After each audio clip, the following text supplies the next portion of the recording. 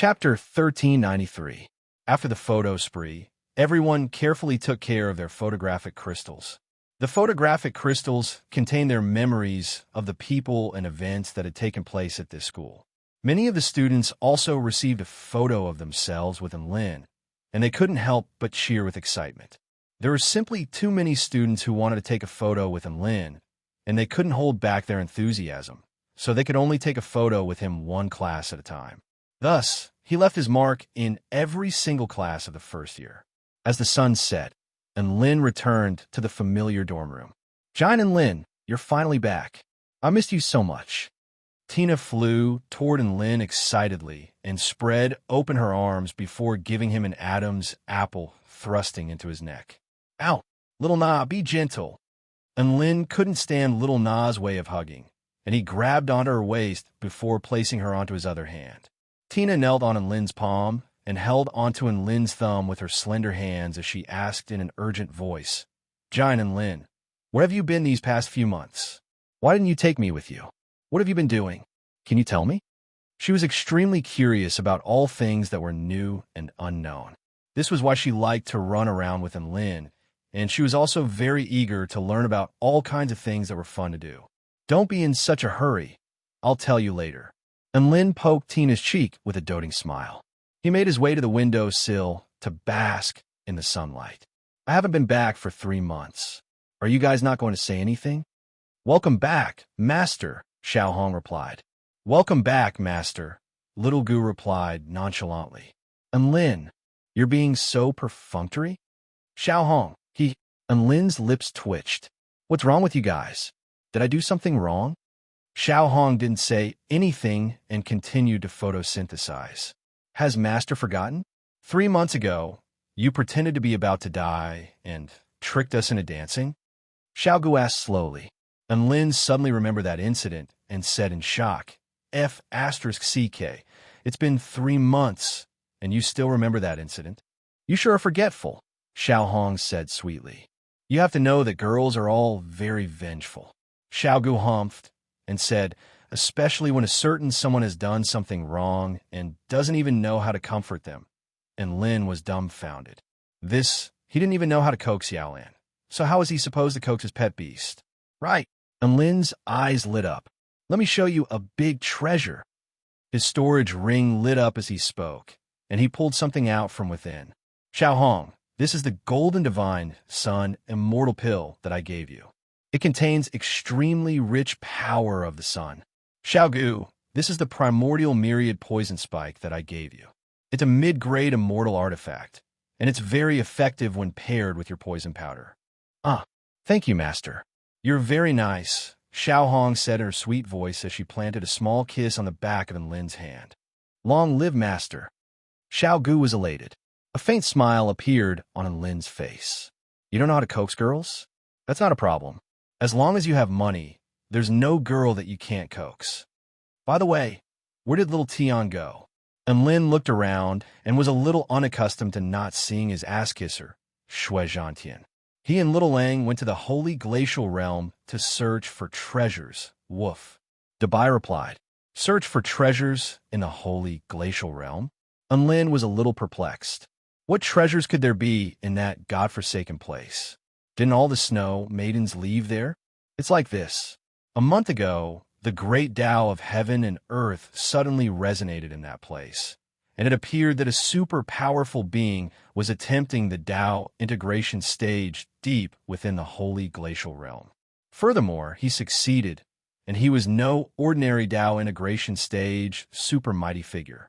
Instead, he seemed to be imbued with an extremely terrifying Tao realm that defied the natural order.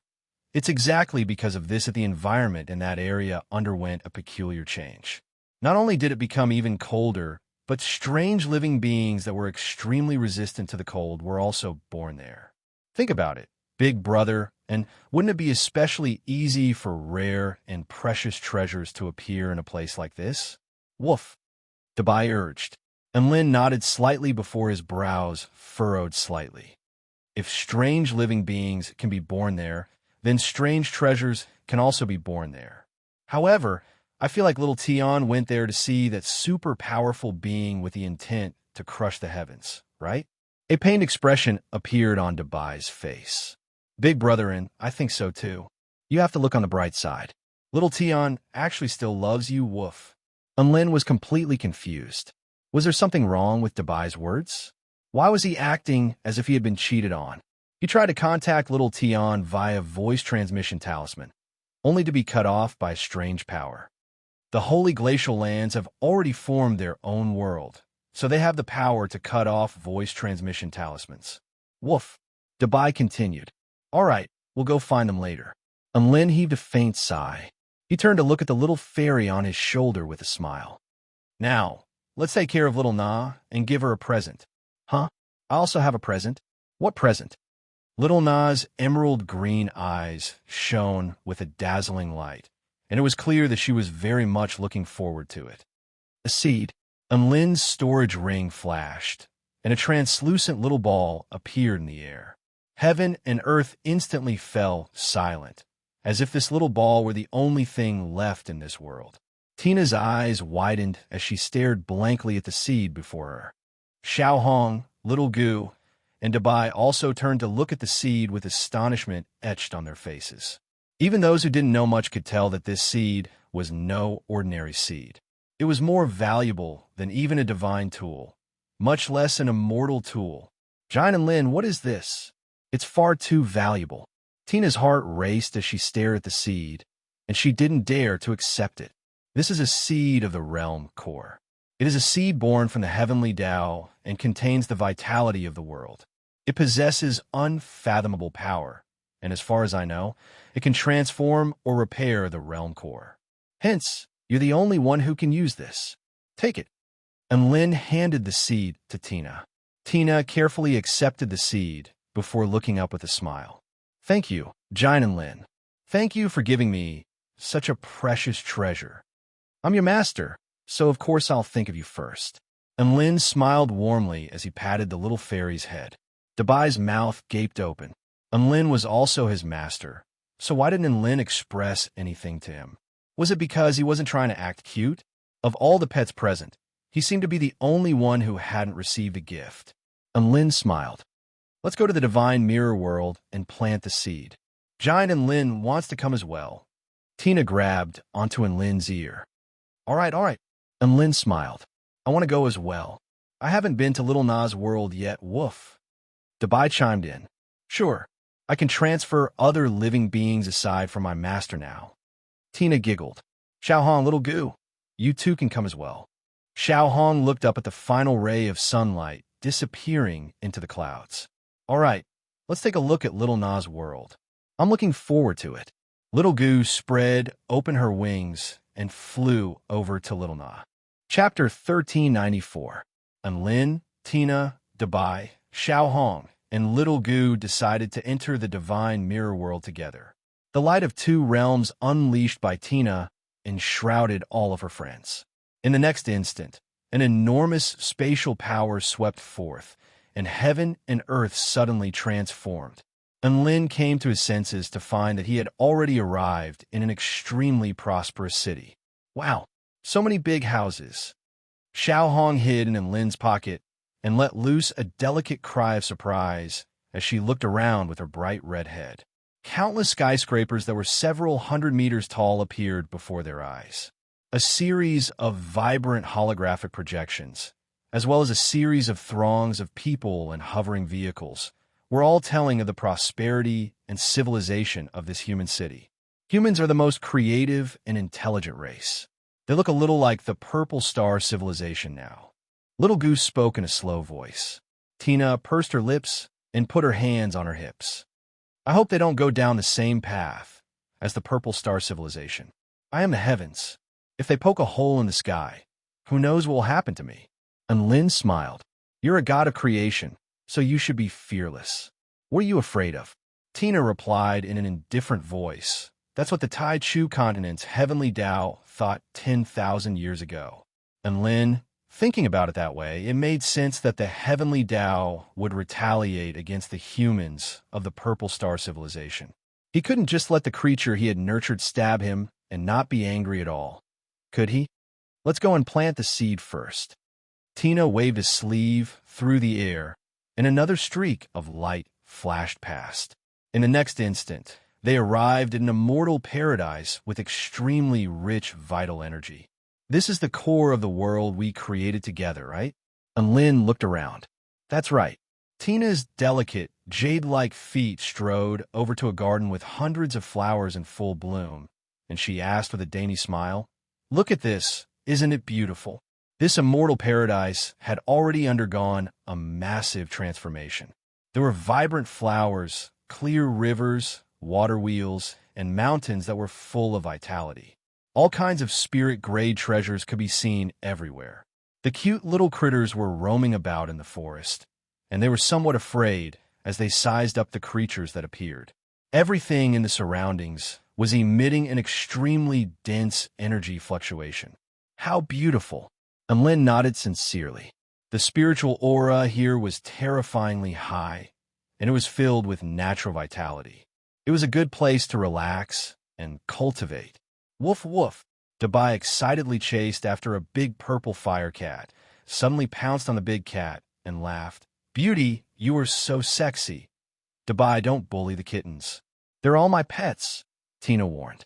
Hearing this, Dubai reluctantly let go of Lynn. And Lynn was puzzled. "Don't you like beauties with fair skin, slender waists, and long legs?" "I'm trying to change my orientation." Woof! Dubai grimaced in pain. "That's not a reason for you to act like a pervert." Tina bent down and poked Dubai's head with a serious expression. Dubai hurriedly nodded in acknowledgement of his mistake before asking Goddess Tina whether he could eat the fruits around them with a fawning expression. After learning that he could eat any of the spirit fruits in the paradise, Dubai was as ecstatic as a lackey of a goddess, and he immediately went off to pick the fruits. Look at him. It's as if he's never seen spirit fruits before. And Lin shook his head with a resigned expression. "But there are so many treasures in Little Na's world," Xiao Hong said in her sweet voice. "The environment here is very good, so photosynthesis must be very enjoyable." "But there are so many treasures in Little Na's world," Xiao Hong said in her sweet voice. "The environment here is very good, so photosynthesis must be very enjoyable." Xiao Gu chimed in. "I have a sister who is the goddess of creation." Little Gu chimed in.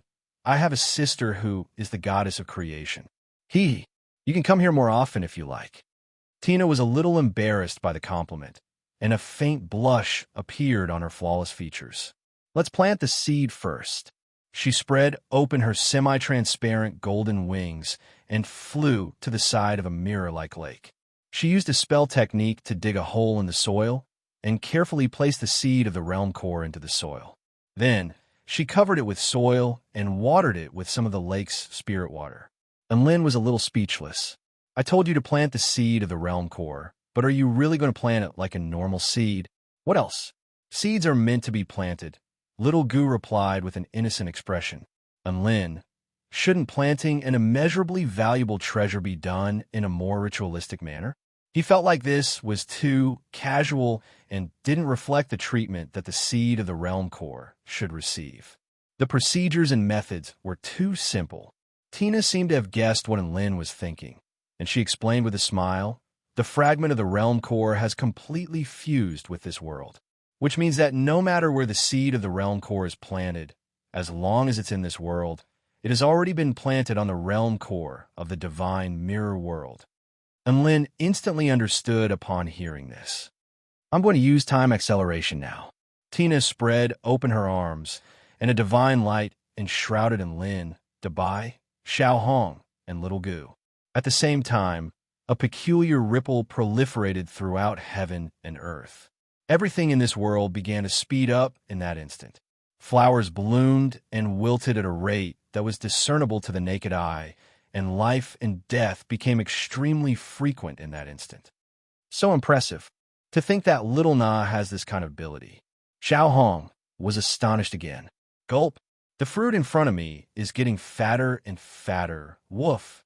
Dubai swallowed involuntarily as he stared at the spirit fruit before him. As expected of the goddess of creation, she's even able to use the most miraculous power of time with such proficiency. Little Gu also felt like her horizons had been broadened greatly as she looked around at the changes taking place around her with amazement. This was the first time they had seen Tina use time acceleration, and all of them were astonished. At the location where the seed of the realm core had been planted, the soil began to tremor. "It's coming out, it's coming out," Unlin exclaimed excitedly. "Oh, what is it?" Tina was also very curious. "It's not a small sapling, right?" Xiao Hong speculated. "It could also be a small insect. It might not necessarily be a plant," Little Gu chimed in. And Lin's expression darkened. "I'm planting the seed of the realm core, which is an extremely high-class item. How could it possibly grow something like that?" As he spoke, the seed had already broken out of its shell. So beautiful! Tina's eyes shimmered as she stared blankly at the scene before her. A crystalline black and white lotus flower had blossomed in the soil. Black and white intertwined, and it rotated gently and endlessly, imbued with the true intent of harmony and harmony. For some reason, Unlin couldn't help but feel a sense of familiarity at the sight of this lotus flower. The lotus flower grew larger and larger, first growing to a dozen or so centimeters in size before growing to 4 or 5 meters in size. It shone with a dazzling divine light. Immediately afterward, something materialized at the center of the lotus flower. It was the shape of a human. He wore a black robe, and his eyes were deathly white, from which a domineering aura emanated. Unlin was astonished. "Feng! Feng Wuya?" That's right. The man standing at the center of the lotus flower was none other than immortal King Feng Wuya. "I planted a seed, and I reaped a Feng Wuya." Chapter 1395. Unlin was completely dumbstruck. Never would he have thought that he would be able to plant a Feng Wuya. "How did I grow a man?" An expression of surprise appeared on Tina's face. She had already canceled the time acceleration. To put it more accurately, the subconscious consciousness of this world had voluntarily stopped the acceleration of time and entered a special state. It was as if it had been waiting for this moment. Regardless of whether it was a normal living being or a god of creation, all of them were treated the same. "No, this isn't a human." Tina's eyes turned murky, and a white light tore through the murky light, as if she could see through time and all things. A piece of information immediately appeared in her mind. This is the guardian of the realm, nurtured by the seed of the realm core. It is a pseudo-life puppet created from a living being that the seed was familiar with when it was alive. However, it is imbued with the power of the seed of the realm core, which is why it resembles a real life form. Unlin was enlightened upon hearing Tina's explanation. The seed of the realm core was nurtured by a fragment of the heavenly Tao, and the fragment of the heavenly Tao had fused with Feng Wuya before. So Feng Wuya was the person that the seed of the realm core was most familiar with. The lotus flower blossomed, and Feng Wuya's body became more and more substantial. Finally, he opened his eyes, and a series of black lotuses blossomed around him as the divine Tao aura of heaven and earth proliferated outward. No way. He's already at the Tao integration stage, and his aura is even more terrifying than Feng Wuya's. Unlin's eyes widened with incredulity as he stared at the man before him. The man made his way over to Tina before half kneeling to the ground and bowing his head. "Master!" Tina faltered slightly upon hearing this before realizing that this man was merely a highly intelligent puppet in a human body. He possessed power and intelligence, but he had no thoughts of his own. She nodded in a gentle voice. "You may rise." Feng Wuya stood up and stood off to the side in silence. "Big brother Feng, do you remember me?" Unlin made his way over to him with a curious expression. Feng Wuya continued to look straight ahead. Unlin suddenly realized that he seemed to have forgotten something upon seeing Feng Wuya's expression. He thought about it for a moment before coming to a sudden realization. "Crap, I promised to clarify that you weren't born impotent, but I forgot to do that." Feng Wuya. Unlin felt a little guilty. At the very least, the other party had left behind his last words, but he had only agreed to it. In the end, he had forgotten about it. It was indeed a little disrespectful to this formidable opponent. This is the enemy that Giant Unlin fought in that world. A mischievous smile suddenly appeared on Tina's face as she looked at the man before her. It's a pity that he only has the appearance and power, but he's already a new pseudo-intelligent life form. How about I change his appearance? What do you want to do? And Lin suddenly had a bad feeling. I don't like having Master's former enemy become my slave, even if he's just a puppet with a physical appearance but no thoughts of his own, Tina replied. So, and Lin asked, hence, I don't want this Feng Wuya's appearance. In other words, I want to completely change this puppet's appearance. Tina harumphed coldly, and Lin was surprised and doubtful. This is a world guardian nurtured by the seed of the realm core. Can you even change it? Tina chuckled. The seed of the realm core is nothing. Don't forget that I'm a master of the entire divine mirror world. As soon as these words came out, a supreme might descended from the sky. Regardless of whether it was in Lin or Dabai and the other beast pets, all of them could sense a paramount aura. Tina's golden hair danced as she hovered in the air, bathed in boundless divine light. She pointed a finger at Feng Wuya, and heaven and earth began to change. An invisible power seemed to be imbued with a paramount command, and it instantly took effect on Feng Wuya's body. Feng Wuya's body began to change. His skin gradually became fair and smooth. His black hair became as smooth as ink, and his body became more petite and delicate.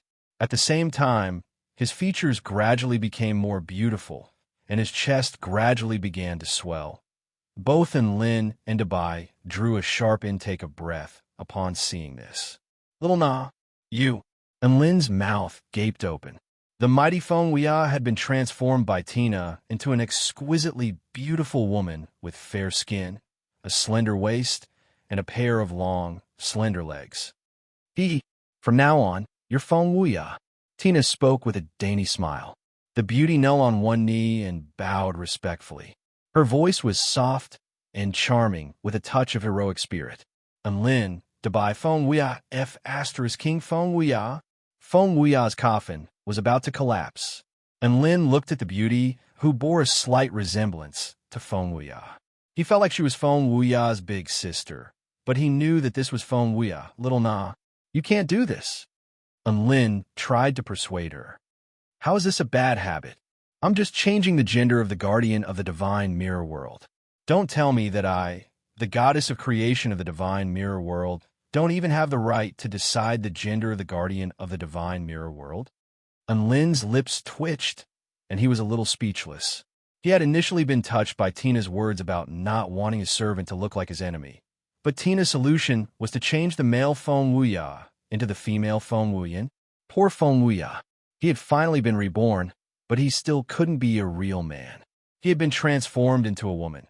And this was even worse than being impotent. Thankfully, he had no thoughts or memories. Otherwise, he would definitely go insane. Right at this moment, an extremely dazzling divine light erupted from the lotus flower behind Feng Wuyan, and a black and white vortex appeared in the sky. The lotus flower petals began to fall off and drift into the sky before completely fusing into heaven and earth.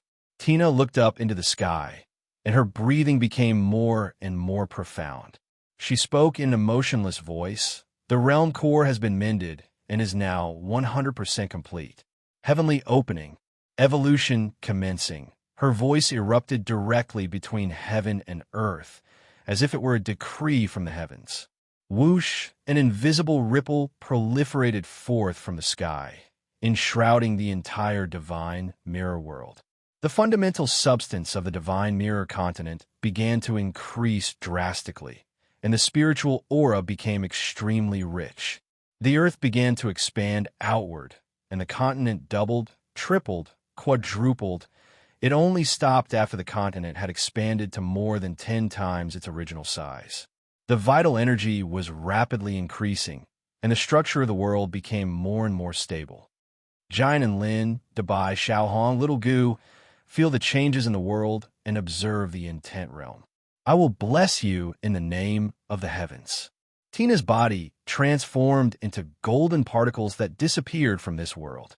At this moment, she was the heavens of the divine mirror world. Chapter 1396.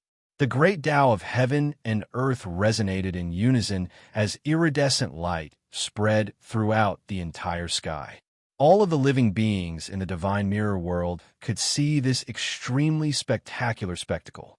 Some of them were in awe, some of them were deep in thought, and some of them were even kneeling down in worship. Unlin and the others were standing on the grassy ground of the blessed land when light suddenly descended from the sky and fell upon their bodies. The light was dazzling golden, and it enshrouded Unlin, Dabai, Xiao Hong, and Little Gu in a layer of faint golden light. At the same time, an extremely peculiar power began to merge into their bodies. This was the essential power that had been produced after the upgrade of the entire world. A peculiar intent realm and true intent began to flow into their bodies, and at that moment, they also began to witness all types of peculiar scenes. What Dabai saw was a boundless wind. Xiao Hong saw the sun rising and setting. What Xiao Gu saw was a scene of spring that was a riot of colors. As for Enlin, he saw the entire world. He saw all of the beauty of the divine mirror world, as well as the prosperity of all of the living beings. Last time, his divine sense had been greatly enhanced during the creation and evolution of the world. This time, however, he felt as if a certain empty place in his heart had been filled. What is it that has been fulfilled? And Lin murmured with a perplexed expression. The upgrade of the world was accompanied by great opportunities for the entire world. When the goddess of creation personally opened the back door for Enlin and the others, one could only imagine just how monstrous these benefits were. Ow! I'm going to break through, woof. Dabai's eyes lit up as he let loose a soft cry. Crack! It was as if some kind of shackle had been broken. Dabai's aura completely transformed as vital energy surged for several dozen kilometers. Now that you mention it, I also want to make a breakthrough. Xiao Hong swayed her beautiful body as she leaped out of Enlin's pocket and landed on the ground. Boom! Her aura soared explosively, and she had clearly progressed from the soul formation intermediate stage to the soul formation final stage. The scorching sun in the sky lit up the entire world. Above Lil Red's head, a sun also appeared. It was as if it wanted to compete with the sun in the sky, and holy and warm light illuminated the world. Aya, you've all made breakthroughs. I want to make a breakthrough too. Little Gu transformed into the jade bone immortal bug before flying into the sky. A resounding crack erupted. The origin chi actually surged for hundreds of miles. Rumble. Dark clouds covered the sky, and origin energy surged like an ocean. Countless bolts of golden void lightning tore through the sky. And Lin's mouth gaped open upon seeing this, and he was completely dumbstruck. Breaking through just like that? Was it that simple? Take me with you. Hurry up and take me with you. And Lin yelled in grief and indignation. His pet beasts had all broken through and transcended their tribulations.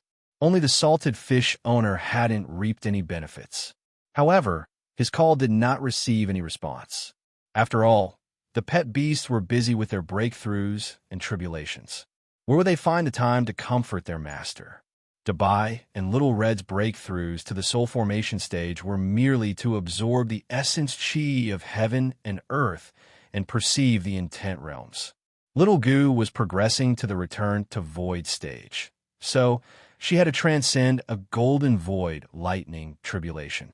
However, this type of tribulation, lightning, usually didn't kill anyone. Unlin could only look on with envy as salty tears silently flowed from his eyes. Meanwhile, all of the powerful beings at the soul formation pinnacle stage in the divine mirror world looked up into the sky at the same time. On the first human tower, a man and a woman held hands as they looked up at the boundless light in the sky. Smiles appeared on their faces. Clang clang, I had always thought that our inability to break through the final bottleneck was due to our lack of aptitude. Who would have thought that this was actually just a limitation of the world? The world is different now. Little Xia, let's make our breakthroughs together. Just like in the past, true love can allow us to conquer everything. Even a heavenly tribulation will be moved by our love. All right, clang clang, Little Xia, the couple on the tower, embraced and kissed. Dark clouds gathered for hundreds of kilometers in the sky, and countless lightning dragons roared in the outer seas of the divine mirror world. The ocean surged as a series of tornadoes rose into the sky, sweeping up the dark clouds in the sky. Ha! Today is the day when I, the Dragon Emperor, ascend to the highest heavens. A six-clawed golden dragon emerged from the ocean, and countless bolts of golden void lightning fell from the sky, striking the dragon's tough scales. On the floating continent, the Dark-Winged tribe, Emperor's expression shifted drastically. Crap, I can't hold it in any longer. I'm going to transcend my tribulation. All of the Dark-Winged tribe elders' expressions shifted drastically. My king, is your tribulation transcendence going to be large? Is the lightning powerful? Should we take a step back? All of the elders had already dispersed before the Dark-Winged tribe emperor had a chance to say anything, leaving the emperor alone on his throne. You bunch of cowards. Our Dark-Winged tribe is the messenger of the heavens. How could we have cowards like you? The Dark-Winged tribe emperor roared with rage. Rumble. The only response he received was golden void lightning, which was becoming more and more fearsome. At the same time, terrifying tribulation lightning appeared on the island, beside the spirit lake, on the inky black land, on the mountain ranges, and even on the void spirit tribe territory, where the sky and earth were warping. All of the powerful beings in the world chose to transcend their tribulations at this moment. The elevation of the world had become a celebration for all of the cultivators in the world. This was like a sealed pot of energy that was constantly accumulating. As soon as the lid of the pot was broken, the energy would explode forth like a geyser. Master, I can't stabilize my cultivation base anymore. I want to continue making breakthroughs. What do I do? Xiao Hong's expression shifted slightly as a panicked expression appeared on her face. Lin felt as if he'd been dealt another heavy blow upon hearing this, and he snapped, "If you can't stabilize your cultivation base, then don't. Hold onto the steering wheel and don't let your tribulation transcendence go awry." Sure enough, Xiao Hong let loose a tender moan as if another restriction had been broken, and her aura soared into the heavens, summoning lightning clouds for over 1,000 kilometers. Lin looked on expressionlessly at Xiao Hong, who was still transcending her tribulation. He didn't even have the mood to complain. Not only did they have to transcend their tribulations as a group, but they also had to transcend their tribulations one after the other. Did they have to be so irritating? Dabai, who had just broken through to the soul formation intermediate stage, was extremely excited as he continued to absorb the spiritual energy of heaven and earth to make his second breakthrough. Lin, little Na, have you forgotten about your beloved master? Lin raised his head with tears streaming down his face. His beast pets could all make breakthroughs in succession, but he was still standing here like an idiot. Why was he doing this? It wasn't fair. The sky then seemed to have heard Lin's anguished cries, and a voice sounded from above. "You can't. I can't understand your cultivation path, so I can't guide you." A mechanical yet extremely pleasant voice sounded. It seemed to be Tina's voice in her heaven transformation state. Lin instantly fell into despair upon hearing Tina's words. "That's right. I'm a false immortal. What the F***CK does their revelry have to do with me?" Chapter 1397. Lin sat on the grass with a dejected expression. The golden light descending from the sky enshrouded his entire body, but he didn't feel any warmth at all. That's right. After a certain emptiness in his heart had been filled, he no longer felt anything special. It was as if everything that was happening around him had nothing to do with him. Sigh. Lin heaved a forlorn sigh before pulling out a spirit fruit and munching on it. He then began to yell encouragement. "Dabai, Xiao Hong, little goo. Keep it up. Break through to the Tao integration stage and become the next god of creation." Dabai, Xiao Hong, and little goo. Even if he was encouraging them, couldn't he at least be a little more sincere? And Lin was still cheering them on. Even though he didn't have a chance to make a breakthrough himself, he was quite pleased to see his beast pet's progress in rank. The world was still undergoing a drastic transformation. The divine mirror world's territory was rapidly expanding, and its vital energy and aura were increasing explosively.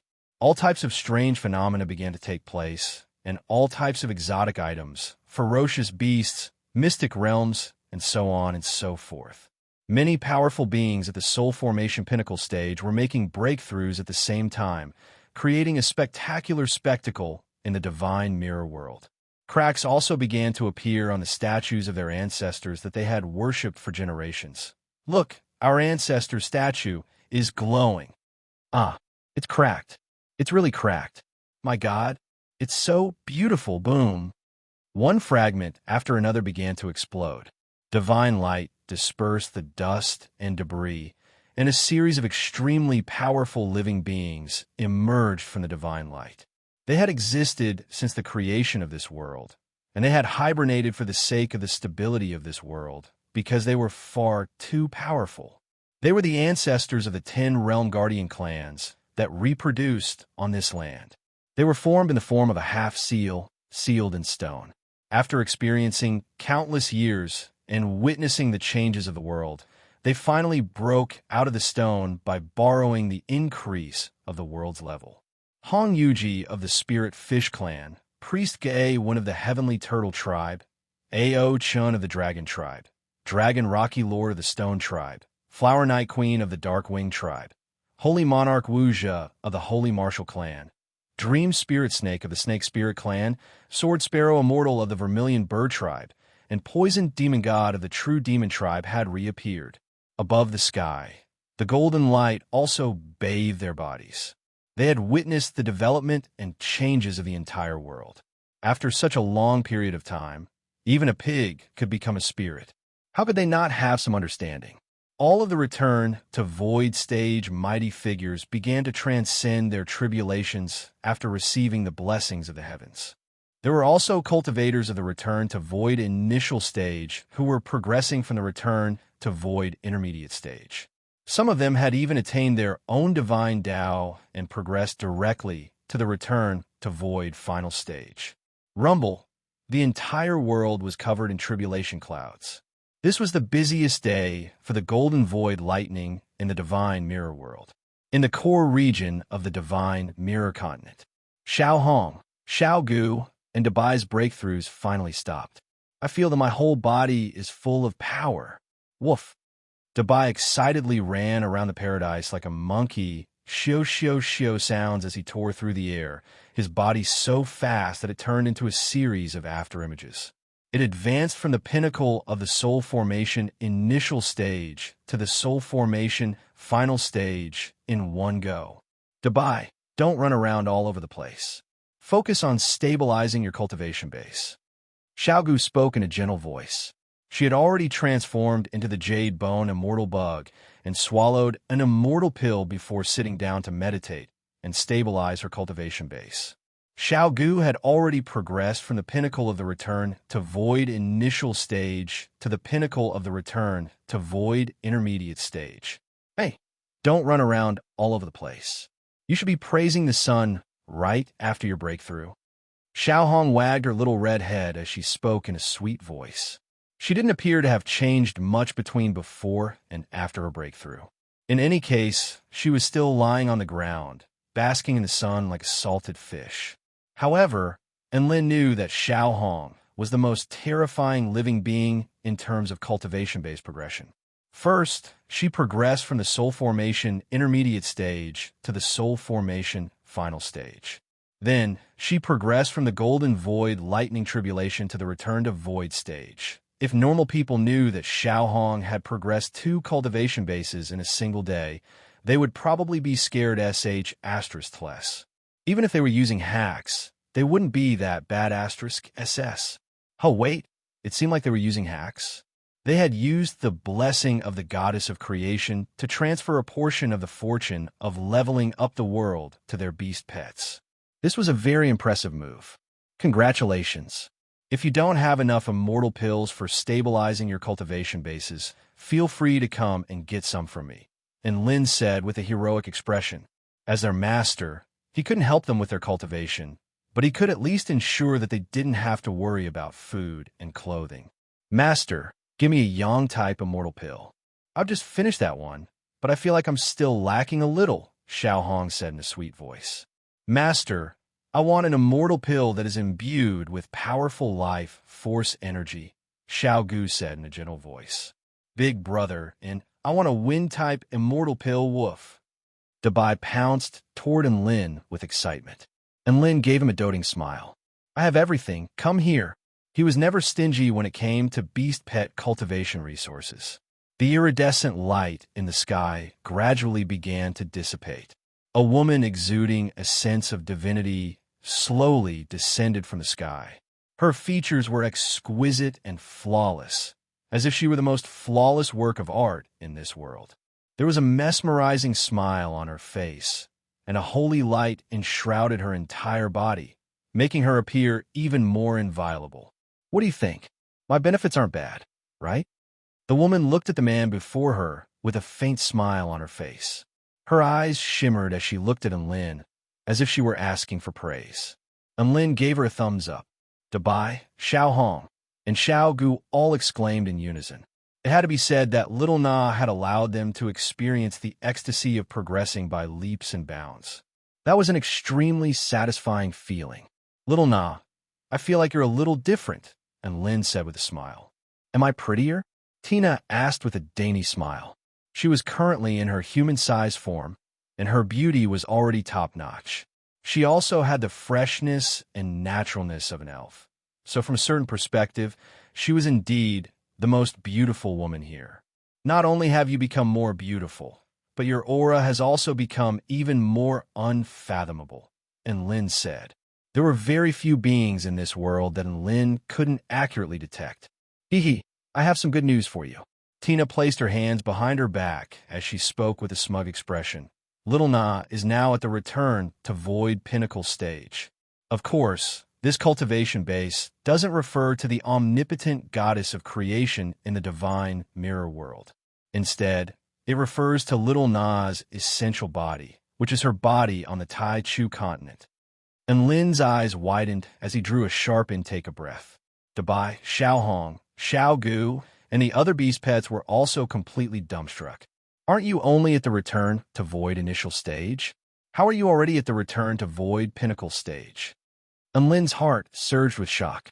This world has already reached a level where return to Void stage living beings can be born. Hence, as a goddess of creation, I have to be at the return to Void pinnacle stage. Otherwise, how embarrassing would that be? This is the reward that the divine mirror world has given me. Tina explained, and Lin and all of his beast pets were dumbstruck. What kind of explanation was that? Chapter 1398. And Lin understood now. Tina and the divine mirror world were a pair that complemented one another. Tina could use certain methods to improve the divine mirror world and make it better and better. The divine mirror world could also provide feedback to the goddess of creation, thereby making her more powerful. Tina was the weakest god of creation that Enlin had ever seen, but she was also the god of creation with the most potential that Enlin had ever seen. After all, as far as Enlin knew, Tina was the only one who could fuse an entire world into a god of creation's body. Regardless of whether it was Niwa or Niwa, both of them were gods whose bodies had been separated from the world. Alright, so Enlin only knew one god of creation, Niwa. He hadn't interacted with the other gods of creation yet. However, he had discussed this issue with the emperors of the celestial court. None of the gods of creation who could create a true world could fuse their bodies with the world and take them with them. Instead, they could only store their bodies in an independent space. Tina was quite impressive. She had created a world for no reason even before she had attained the god of creation stage, and a fragment of the realm core had even fused with her to help her create a world. It was exactly because of this that Tina seemed to have a higher level of authority in the divine mirror world than the average god of creation. Giant and Lin, my Pokeball has also leveled up, Tina announced with an elated expression. And Lin faltered slightly before suddenly recalling that Tina had a Pokeball in the past. It was a world-class treasure that could absorb enemies of a lower cultivation base than her into the Pokeball. This power was completely useless to Enlin. He was already used to fighting enemies of a higher cultivation base than him. Using a higher cultivation base to bully an enemy of a lower cultivation base? He wasn't interested in that at all. So, what changes have you made to your Pokeball? Lin asked. Tina pointed at the black ball in her hand. The space within my Pokeball can be used as a transit point for living beings between the two worlds. Living beings can stand within it and instantly transmigrate between the two worlds. In other words, I only have to throw this Pokeball to summon a few hundred burly men to beat you up. And Lin's lips twitched upon hearing this. Wasn't this ability the same as the Wooling Van? Oh, that's right. Didn't you absorb a Black Fox clan powerhouse into your ball? How is he now? And Lin asked. The sword-wielding Darkwing tribe mighty figure was one of the powerful beings that Little Na had tossed into the ball during his battle against Chun Hao the Black Fox tribe. Oh, you mean the little Black Fox? He's currently undergoing labor reform in my spherical space, and I've taught him well. Tina patted her little chest with a smug expression. What do you mean by discipline? This is called taming. Little Na, don't use that term in the future. And Lin's expression darkened. Okay. Tina pursed her lips and nodded obediently. And Lin was a little relieved to see that Tina was still quite obedient. One had to know that in the past, Tina was so innocent, cute, and kind-hearted. She was like an innocent girl next door, and she was always like in Lin and in Lin. But what about the current Tina? She was trying to break up a couple, she was trying to force someone to undergo a sex change, and now she was trying to teach them a lesson. And Lin was really worried about her. Everyone wandered around the divine mirror-blessed land and ate some spirit fruits. They then looked at the tribulation transcendent situation in various places.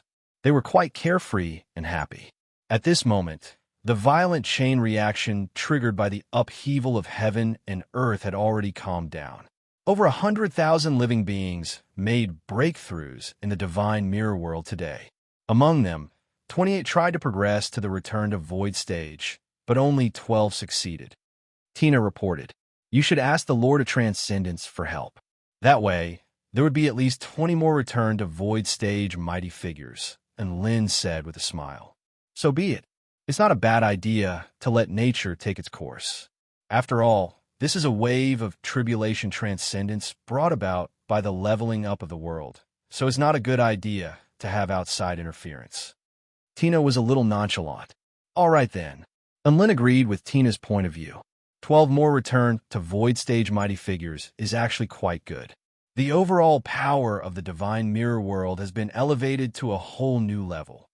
No, it's 21 return to void stage mighty figures. Those 9 return to void stage mighty figures are the most powerful beings in the divine mirror world. Tina explained with a faint smile, and Lin came to a sudden realization and nodded. That's indeed the case. Massive changes had taken place in the divine mirror world. Tina had played the most important role in this process, and she had benefited immensely, but at the same time, she was also extremely exhausted, as if she had just experienced a high fever. After some discussion, everyone decided to let the divine mirror world develop on its own for a while they returned to the Tai Chu continent to rest. And Lin, Tina, Dabai, Xiao Hong, and Little Gu all returned to their dorm room. Xiao Hong sat peacefully on the windowsill, swaying her body from side to side. Little Gu transformed into a butterfly and fluttered under the moonlight. Dabai played with the silver wind blades in his domain to familiarize himself with the power he had just gained. Tina lay on Lin's chest and fell into a deep sleep. The night passed by in silence. The next day, Su Xiaolan knocked on Lin's door. She was still in a daze at the sight of all the beast pets in the room. This could it be that I opened the door the wrong way? Su Xiaolan murmured to herself after a moment of silence. There was a blank expression on her face. She discovered that Dabai had reached the soul formation pinnacle stage. Xiao Hong had reached the return to void stage. The J-Bone Immortal Bug had reached the pinnacle of the return to void intermediate stage, and she couldn't see through Tina's cultivation base. Haha, are you surprised? And Lin chuckled. Su Xiaolan turned to Lin. Thank God you're still the same. And Lin, why did those words sound so hurtful? And Lin recounted everything that had happened in the divine mirror world to Su Xiaolan. Su Xiaolan felt like she was in a dream, and she turned to look at Tina. "You can even do that?" A faint smile appeared on Tina's face as she yawned. "It's just a pity that it all happened so suddenly. Otherwise, I would have invited you to come with me." A forlorn expression appeared on Su Xiaolan's face upon hearing this. "So be it. Everything has its own destiny, and we can't force anything. Let's talk about the 4-9 Immortal Sect first." And Lin nodded. "From now on, I'm the full-time sect leader of the 4-9 Immortal Sect." In the past, he was a student of Shoshin United University as well as the sect leader of the 4-9 Immortal Sect, and he had no choice but to attend classes. Now that he had graduated, he had nothing to do, so he could only go back and inherit the massive cultivation business. "Sect leader and Lin, when do we set off?" At this moment, there were two people waiting outside. One of them had eyes as bright as the stars, and he was extremely handsome, as if he were a transcendent immortal. The other wore a flowing blue dress with a tranquil smile on her face, as if she were a celestial maiden under the moon. And Lin was elated. "Big Brother Chung, Su Qianyan, are you two ready? Let's go back to the 4-9 Immortal Sect." Chapter 1399. The 4-9 Immortal Sect was situated on a vast expanse of grassland in the Purple Star State. That place used to be a barren and desolate realm of the fallen phoenix. Only after chatting with Nuwa did Lin learn that Nuwa had used the residual power of the phoenix in the realm of the fallen phoenix to transform that barren realm into an extremely rare immortal paradise with her essential power of creation. He still had to thank Nuwa for this. He had thought that this was a blessing from the heavens, but who would have thought that he would be indebted to Nuwa? And Lin, Su Xiaolan, Tina, Xiaohong, Dabai, Little Gu, Xin Yuan Chung, Su Qianyun, Miao Tian, Luo Zipping, Zhong Yongyin, Sun Xinglian, and the others all traveled to the 4-9 Immortal Sect together. Xin Yuan Chung had the 10,000 Spirits Immortal Sect to inherit, and Su Qianyun had the Moon Palace to inherit, but none of that would stop them from becoming pavilion lords of the 4-9 Immortal Sect. Cultivating anywhere was not the same as cultivating. It would be more fun if everyone cultivated together. The 4-9 Immortal Sect was now a major cultivation sect with countless powerful immortals. Lin decided that it was time to put on a good show. Thus, he convened a meeting with all of the higher-ups of the 4-9 Immortal Sect. During the meeting, Lin donated all of the miscellaneous cultivation materials he had obtained from the Divine Source Continent to the sect and only kept the immortal rank and above items for himself. This was an extremely massive amount of treasures. Everyone, including Bai Ling, was astonished by Lin's actions. Have you ever seen over 100 small mountains of treasures? This could no longer be described as extravagant. In Bai Ling's words, Lin had casually tossed out a cultivation resource base that rivaled that of the 4 great immortal sects. This was actually quite normal.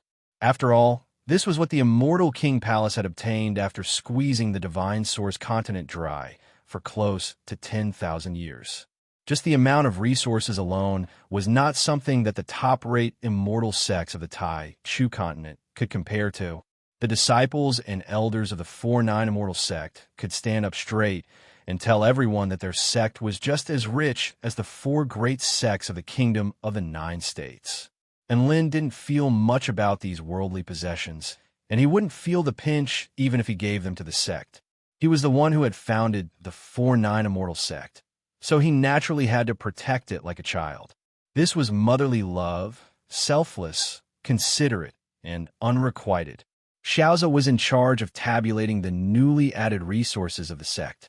With so many treasures identifying, classifying, and storing them, he would probably be busy until tomorrow. However, he was very happy because counting treasures was the happiest thing in his life. During the meeting, they also decided to open the Flame Pavilion, Spirit Pavilion, Realm Pavilion, Moon Pavilion, and Beast Pavilion. They would choose an auspicious day to officially recruit core disciples. After the meeting, Lin and Xiaolan strolled around the sect. Master, look at this." Yiling ran over to him with a sweet smile and a hint of anticipation on her face. She raised her small hands high, and in her hands were 2 lifelike wooden carvings. One of them was a handsome sword immortal, while the other was an adorable little girl. They were carved from the same piece of wood, and their hands were connected at the point where they were holding hands. This was really well carved. It's so lifelike. An expression of appreciation appeared on Su Xiaolan's face. "Little Ling, is this for me? It's so well carved." And Lin was extremely touched as he accepted the wooden carving. Master is even happier to receive this than those immortal tools. Thank you for your praise, Master's wife and Master's wife. I actually carved this in my spare time, so it's not a big deal. I just wanted to give it to Master to cheer him up. Even though Yi Ling said this, she couldn't disguise the elation on her face. The wooden carving depicted her master, teaching her how to practice swordsmanship. She would never forget Lin teaching her how to practice the sword under the setting sun. Aside from her grandmother, no one else had been able to give her that kind of warmth and happiness. However, Lin had done it. He had given her a sense of family. Her family was happy because of her, so she was even happier. "Little Ling, how's your sword cultivation going?" Lin asked. "I've already mastered the second stage of the 4-9 sword technique." Yi Ling replied with a wide grin. "Little Ling is the best. Let Master's wife train with you." Su Xiaolan rubbed Yi Ling's soft cheeks with a doting expression. "All right." Yi Ling grabbed onto this rare opportunity and ran toward the drill ground with Su Xiaolan in tow. Lin followed along behind the two of them with a smile on his face. The 4-9 sword technique was the standard sword technique of the 4-9 immortal sect that he, Su Xiaolan, and Lu Qianhuan had created together.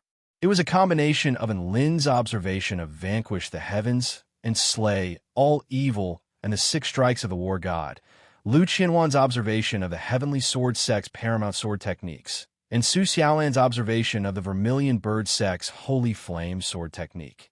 There were a total of 18 sword techniques that anyone could learn, and the great Tao of sword intent pointed directly toward the very essence of the 4-9 sword techniques. The 4-9 sword technique was extremely popular among the core members of the sect, and even Xiao Zhe, who didn't use the sword much, had learned a few techniques from it. This sword technique was very simple to learn, but it became more and more profound as one progressed. Occasionally practicing, it would strengthen one's body, and disciples with aptitude in the Tao of the sword would benefit immensely. Just as the 4-9 immortal sect was flourishing. In the depths of the distant dark marshlands, there was a burial ground. A gargantuan blood wheel hung high in the sky, rotating incessantly. It was ancient, eternal, and boundless. 99 waterfalls of blood fell from the edge of the wheel, and a crimson mist enshrouded the earth within a radius of over 50 kilometers. This was the base of the Divine Disc League, a top-rate blood tribe power. Its status was equivalent to that of the 9 imperials of the Kingdom of the 9 States, and countless blood tribe powerful beings and mighty figures were gathered here. At this moment, the leader of the Divine Disc League, Reginald, was within a secret chamber. The dim candlelight shone on his radiant face. His once-old white hair had now become jet black. Even his wrinkled skin had become smoother. Many blood tribe powerful beings were astonished by Reginald's transformation. He had experienced a battle of life and death 100 years ago, and he had sustained severe injuries due to the repeated use of life-burning mystic techniques. His life force had been completely depleted, and he was aging faster and faster. But now he had suddenly regained his vitality. Not only had his appearance improved, but even his aura had become full of vitality. This was not something that could be faked. Countless people were both envious and curious about how he had managed to do this. Reginald announced to the public that he had found a divine medicine in a mystic realm, which was how he had been revived. However, he knew in his heart that this was all because of a drop of miraculous blood. That blood was holy and mighty. It was able to purify the filthy blood within his body. That's right, that drop of blood was the blood of the holy leader. Reginald carefully extracted a drop of blood from the vial under the dim candlelight. He looked as if he were looking at the most precious treasure in the world. This is the last drop. There won't be any left after this. I wonder when the sacred leader will lead us to a new world. Sigh. Reginald stared at the drop of blood with a hint of melancholy in his eyes. He didn't care about the blood patriarch, as he was now a loyal follower of the holy leader. Everything could be faked, but blood could not be faked. The holy leader's blood could purify everything in his body. It was the most powerful blood he had ever seen, and the holy leader was definitely the most powerful being in this world. Reginald murmured to himself with anticipation in his eyes, "I wonder what kind of being the holy leader is? I really want to see him soon." Chapter 1400. Reginald knew that the 3 holy disciples of the blood tribe were in direct contact with the legendary holy leader, and the holy disciples had told him that the holy worshippers who had pledged allegiance to the holy blood cult would soon have a chance to meet the holy leader. What an exhilarating prospect this was. As a high-ranking holy worshipper, Reginald was naturally looking forward to meeting the holy leader. To him, the holy leader was the mightiest living being in this world. She was the beacon of eternal life for him. He looked at the final drop of the holy leader's blood before him, and he stuck out his tongue with excitement and reluctance before swallowing it with a blissful expression. Reginald's body instantly trembled, and his eyes lit up as he let loose an intoxicated and satisfied cry, as if he had just eaten the most delicious food in this world. The candlelight flickered in the secret room. He was still enjoying it, reminiscing, and feeling his increasingly pure body. Boom! A violent boom suddenly erupted outside the Divine Disc League. Immediately afterward, the entire blood disc in the air tremored violently, as if a violent earthquake had taken place, knocking all of the tea sets on the table and all of the porcelain on the cabinet to the ground. What happened? A sense of foreboding welled up in Reginald's heart. Boom! Another earth-shattering boom erupted, accompanied by the blood-curdling cries of the blood tribe cultivators of the Divine Disc League. A beam of terrifying golden light shot forth from the outside of the blood wheel, shattering countless walls and tearing apart the bodies of countless blood tribe cultivators in its way with unstoppable force. Bam! The walls of the secret chamber also exploded. The golden light abruptly stopped, and a woman with short golden hair emerged from within the dazzling divine light. She held a silvery white, long sword in her hand as she stared at Reginald with a cold and arrogant expression. Behind her, there were 2 beings in black robes floating in the void, their appearances indistinguishable. "Ada, how dare you trespass on our Divine Disc League?" Reginald roared with rage. The woman before him was none other than the seated candidate for the Holy Disciple election, Ada. She was also known as the most powerful blood tribe cultivator who was close to the Tao integration stage. Ada's entire body was enshrouded in golden divine light, and her eyes were completely emotionless. The leader of the Divine Disc League, Reginald, my master, Empress Helen, wishes to see you. Reginald's eyes widened with incredulity. Empress Helen wants to see me? Empress Helen was one of the 4 blood tribe, Tao integration stage, super mighty figures, and she was extremely adept at soul-searching and creating illusionary realms. She was the most powerful intelligence collector in the blood tribe and had almost all of the blood tribe's intelligence network under her control. No matter what happened in the dark marshlands, nothing could escape her control. Why does Empress Helen want to see me? A bad feeling welled up in Reginald's heart. The great Emperor's summons is like a heavenly decree. There's no need for you to ask. Just do as he says. Ada said calmly. The premonition in Reginald's heart grew even stronger. If the Emperor had something to discuss, why would he invite them in such a rude manner? They were obviously going to be interrogated. The blood race's great Emperor was the supreme existence of the blood race. No one dared to defy his orders. What if I refuse? Determination appeared in Reginald's red eyes. The news might have already leaked out. If Empress Helen was here for the holy leader, then no matter how resolute he was, there was no way that he would be able to withstand her interrogation and soul-searching. As such, he might as well turn her down. He didn't want to divulge any information regarding the holy leader. There was no way that he would betray the holy leader. Ada's expression shifted slightly, clearly a little surprised by Reginald's decisiveness. Refusing the Great Emperor's orders is the same as betraying the Blood Tribe. You know what the consequences are. Haha, I, Reginald, am only loyal to the blood within my body. I've never betrayed it. As for you guys, don't even think about leaving. Reginald chortled with glee as he stomped the ground, and a dark red formation replaced the shattered spell formation. Divine Disc Life and Death Formation activate. The Divine Disc Life and Death Formation was the trump card of the Divine Disc League. It had been nourished by blood for over 10,000 years and absorbed the essence of blood. When a formation was completely activated, it could even unleash Tao integration stage power in an instant. Reginald had already decided to activate the final killing formation to cleanse the Holy Leader's enemies, then escape from the dark marshlands and await the Holy Leader's summons. Rumble. The massive crimson disk in the sky suddenly began to revolve at a speed over 100 times faster than normal. Countless streams of blood converged toward the center of the crimson disk like a massive vortex. At the same time, an extremely terrifying power erupted from the formation before crashing into Ada's body. This was an extremely rich power of life and death. The combination of the two could produce an extremely explosive power, and it was like a millstone that could instantly pulverize a return to Void Stage Cultivator into dust. The golden divine radiance around Ada's body transformed into the sturdiest barrier, and it actually completely isolated the power that covered the sky and the earth outside of her. Reginald, you really do have ulterior motives toward the great emperors. Is this also because of the holy blood? Ada's expression darkened as she roared with rage. You know about the holy blood?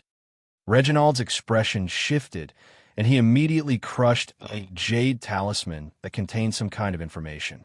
Then I can't let you live. He pressed a hand down, and a dark red power instantly converged upon Ada's body like a millstone. Boom! The area within a radius of several dozen kilometers was instantly pulverized by the power of the formation. Even the divine disc itself had been corroded by the power of the formation, upon which a massive hole had appeared. However, what was astonishing to Reginald was that at the center of the hole, there was a brilliant golden light. Not only had Ada unleashed the golden light of the divine Tao, but the two black-robed, powerful beings behind her had also unleashed peerless golden divine light. They formed a stable triangular formation, creating a triangular defensive barrier that kept the Crimson Disc's attack at bay. This divine light, all three of Empress Helen's holy golden guardians are here. Reginald's expression shifted once again. The three holy golden guardians possessed a combination technique that could unleash power comparable to that of a Tao integration stage super mighty figure for a short period of time. It looked like Empress Helen had been suspicious of him for a long time. Otherwise, she wouldn't have made such extensive preparations. Not only had Ada been deployed, but she had also deployed the other two holy golden guardians. One blood tribe, powerful being, after another flew out from the crimson disk before staring at Ada and the others with expressions of shock and horror on their faces. Alliance leader, what's going on? One of the spectators asked in a loud voice. At the same time, a series of powerful pillars of blood erupted into the sky. All of the return to Void Stage blood tribe mighty figures emerged from the crimson disk before glaring at Ada and the others with enmity in their eyes. Run! Reginald roared at the Divine Disc League cultivators. Not only was he speaking to the Blood Tribe cultivators who didn't know the truth, but he was also speaking to the loyal followers of the Holy Leader. Chapter 1401. It's too late, Ada said in a cold voice. She looked up into the sky and half knelt to the ground with an extremely respectful expression. Holy Golden Guardian pays her respects to Empress Helen. Rumble, night covered the sky, and darkness descended. A series of black silk threads intertwined and fell from the sky like a cage, sealing the space within a radius of over 150 kilometers, thereby giving all of the Blood Tribe cultivators of the Divine Disc League no chance of escape. Reginald's features turned deathly pale as he looked up into the sky with despair. How is this possible? Even Empress Helen has come in person. All of the other Blood Tribe powerful beings were also extremely horrified. Tao integration stage emperors were paramount beings in the eyes of the Blood Tribe. They were virtually invincible, and no living being dared to defy them. Now that an emperor had descended upon them, what hope did they have? Reginald, you have betrayed the Blood Tribe and are now defying my orders. Are you ready to be searched by me? A cold, emotionless, yet powerful voice sounded in the sky. Reginald roared as he injected all of his power into the divine disc life and death formation. The formation rotated frantically, and a crimson spear over 10,000 meters in length materialized before hurtling directly toward the Emperor in the sky with extremely terrifying power of life and death. This was the formation's most powerful technique, as well as Reginald's final struggle. The power of the Crimson Spear was comparable to an attack from a Tao integration stage super mighty figure, and even space itself was annihilated in its wake. The Crimson Spear pierced through the sky for over 100 kilometers before crashing into the black sky, upon which the extremely sharp and powerful might of the Blood Spear made the black sky surge violently. This is barely comparable to the power of a Tao integration stage super mighty figure. A woman in a black palatial dress appeared in the sky. She was tall and slender with a head of black curly hair and a pair of crimson eyes that were imbued with bloodthirst and mercilessness. The Crimson Spear tremored violently, but it was unable to advance any further. This was because it had already been gripped tightly in Helen's hand. Bam! A resounding boom erupted. The Crimson Spear tremored violently before being crushed, upon which it exploded into a boundless rain of blood. Reginald, you dare to attack the Blood Tribe Emperor? That's an additional crime. Die. She unleashed a palm as she spoke. This palm carried with it the power to destroy heaven and earth, and it enveloped all living beings. The Blood Tribe cultivators of the Divine Disc League were struck by a sense of despair, as if they had nowhere to run. Some screamed as they fled, while others knelt to the ground and begged for their lives. All of them yelled that they had nothing to do with Reginald's betrayal. After all, there were only a handful of returned to Void Stage mighty figures who knew about the Holy Leader. However, the Black Palm continued to descend mercilessly, not distinguishing between friend and foe, crushing everything in its path. As a Blood Tribe Emperor, he would never differentiate between innocent and guilty. Empress Helen would rather kill 10,000 innocent people than let a single innocent person escape. That was her principle. The pitch-black palm shattered the divine disc life and death formation and smashed the continent-sized disc into pieces before swallowing all of the Blood Tribe powerful beings.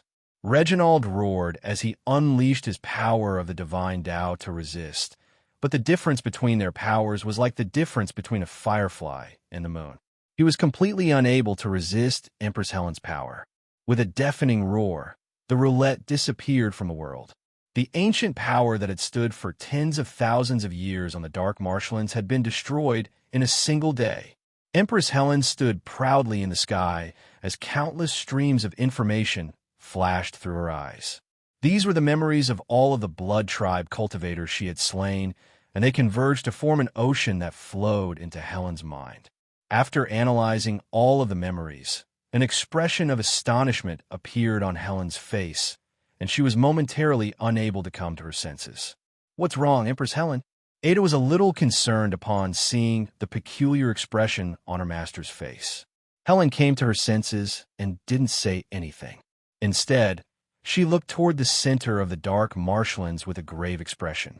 That was the holy land of the Blood Patriarch, a place that only the holy disciples of the Blood Patriarch had a chance to enter. At this moment, within the holy land of the Blood Patriarch, 3 red-robed, mighty figures were walking side by side within the ancient barren land. There was a vast expanse of land with no end in sight. There were ancient and dilapidated buildings here, as well as ghastly battle scars.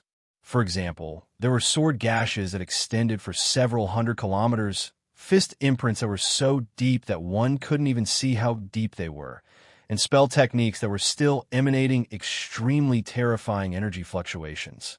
Ancient and peculiar skeletons could be seen everywhere. Tattered weapons lay hidden beneath the yellow sand. The Holy Land of the Blood Patriarch wasn't some immortal paradise. Instead, it was an ancient battlefield dominated by the Blood Tribe. The Blood Patriarch had sustained irreversible injuries on this battlefield, which was why he had fallen. There were ancient weapons that had been left behind at an unknown time, as well as supreme Tao techniques and true intent left behind by battle, as well as mutated treasures waiting to be excavated. The Holy Leader has graduated, so it's time for us to report our progress to him. A beautiful woman with a head of golden hair and an extremely alluring figure spoke with a scorching light in her eyes. She seemed to already be imagining the ecstasy of fusing with the Holy Leader's blood.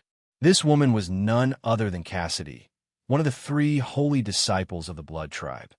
The rate at which the Holy Blood Cult is developing has far exceeded our expectations. There are currently 12 first-rate Blood Tribe powers with a total of 19 return to Void Stage mighty figures who have pledged their loyalty to the Holy Leader. Merlin spoke with a smile. The rest are all subordinate powers of the Emperors, so we have to be very careful. Tobias spoke in an indifferent voice. I really want the Emperors to have a taste of the Holy Leader's holy blood. I want to as well. It's very dangerous, but what if we succeed? Cassidy was also very much looking forward to this, but she also knew that this was no different from testing the waters on the brink of death. If they failed, they would die, but that wouldn't be the worst outcome. However, if their plans to develop the Holy Blood Cult were to be exposed, then they would be in a lot of trouble. Cassidy and the others chatted as they entered a palace that had been sliced in half. Huh, there's a burning lamp here? Cassidy's eyes lit up, and she picked up an ancient burning lamp in the shape of a lotus flower before carefully inspecting it. The burning lamp seemed to have detected something, and it suddenly burst into flames. A small yellow figure appeared from the flames. It had a benevolent look on its face, and its expression was unfathomable. It said calmly, I'm the genie of the genie. You've summoned me, so you have to grant me 3 wishes. Cassidy. The genie continued. Number 1, you have to take me away from this accursed place. Number 2, you have to feed me blood every day so that I can recover my power. Number 3, you have to find me a perfect body. If you can't do this, then you'll have to bear my most terrifying curse. Splat. Cassidy remained expressionless as she smashed the genie lamp into smithereens. Tobias massaged his brows. It's another one of those crazy artifact spirits. Aside from all types of strange and unfathomable treasures, there were also a lot of random things in this place, all of which had evolved over the course of countless years and could only be used to scare people, but were completely useless. The 3 of them rummaged through the palace again. There doesn't seem to be anything left here. Let's go somewhere else, Cassidy suggested. They had only just emerged from the palace when their storage rings lit up at the same time. Immediately afterward, their expressions shifted in unison. Crap, Reginald's plans have been exposed. He's trying to escape now. Let's contact the other Holy Blood Cult members and tell them to conceal themselves. Not long after that, all of the Divine Disc League holy worshippers, including Reginald, had their badges of life reduced to dust. Chapter 1402. The 3 holy disciples knew what it entailed for all of the Divine Disc League holy worshippers to die. The situation had reached the most serious stage. It's very likely that the Emperors of the Blood Tribe have already found out about us. Cassidy's brows furrowed with a grave expression. The only good thing is that we're the only ones who know about the identities of the other holy worshippers.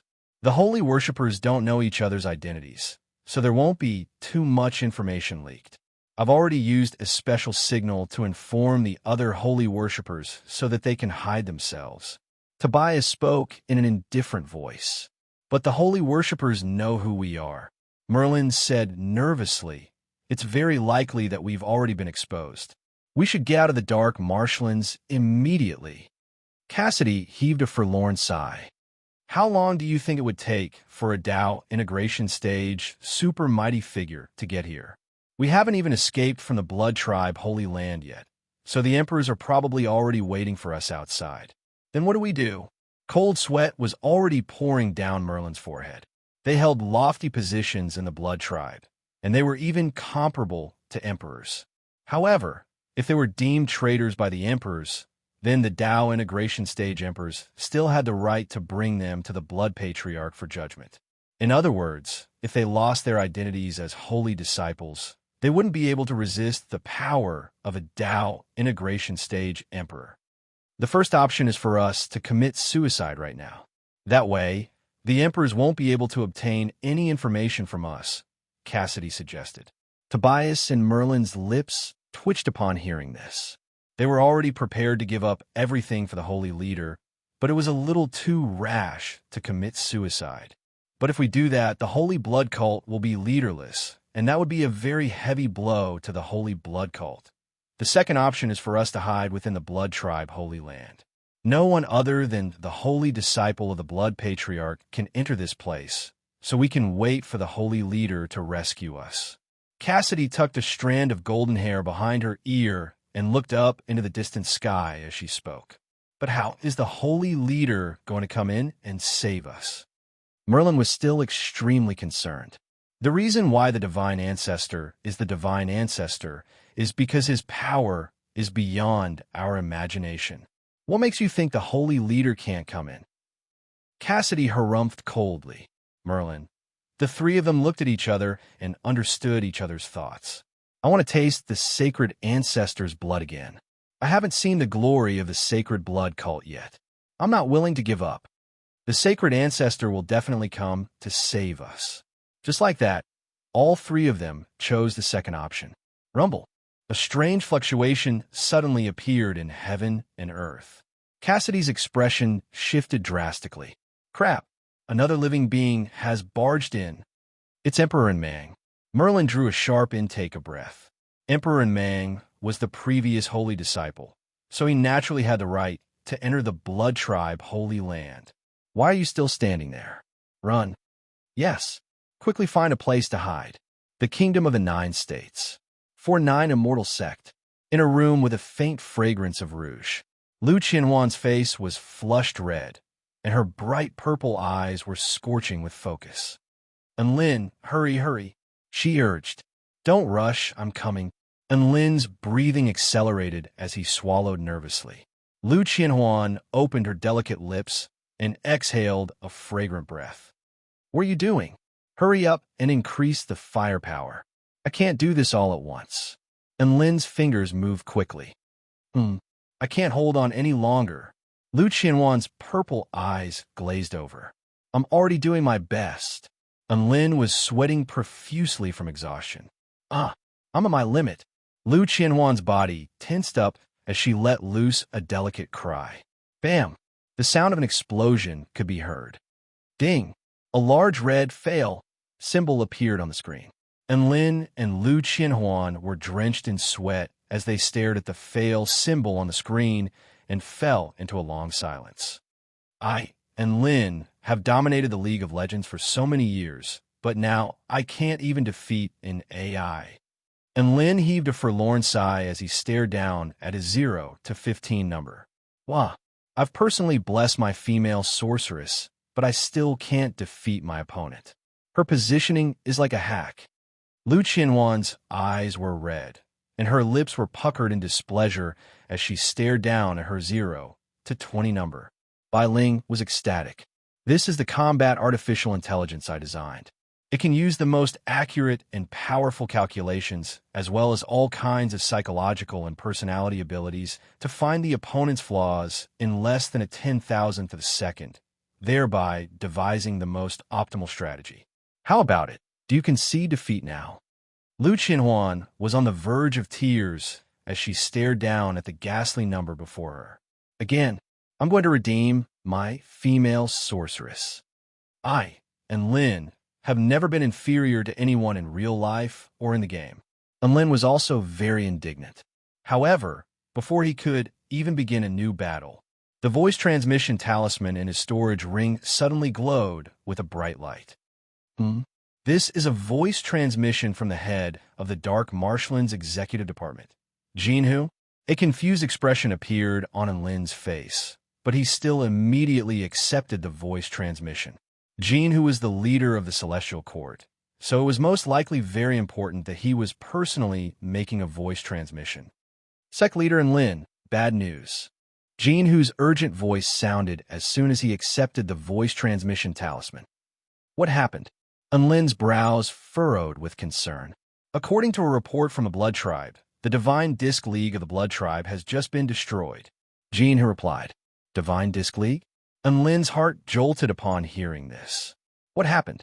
If he recalled correctly, his servant, Tobias, was once the Grand Elder of the Divine Disc League. Jinhu replied in a solemn voice. Apparently, Empress Helen was the culprit, so they might already know something. A certain person in the core region of the Blood Tribe also said that the 3 holy disciples are still at the Blood Tribe Holy Land, and Emperor Mang has already gone to the Holy Land in person. And Lin abruptly stood up from his seat.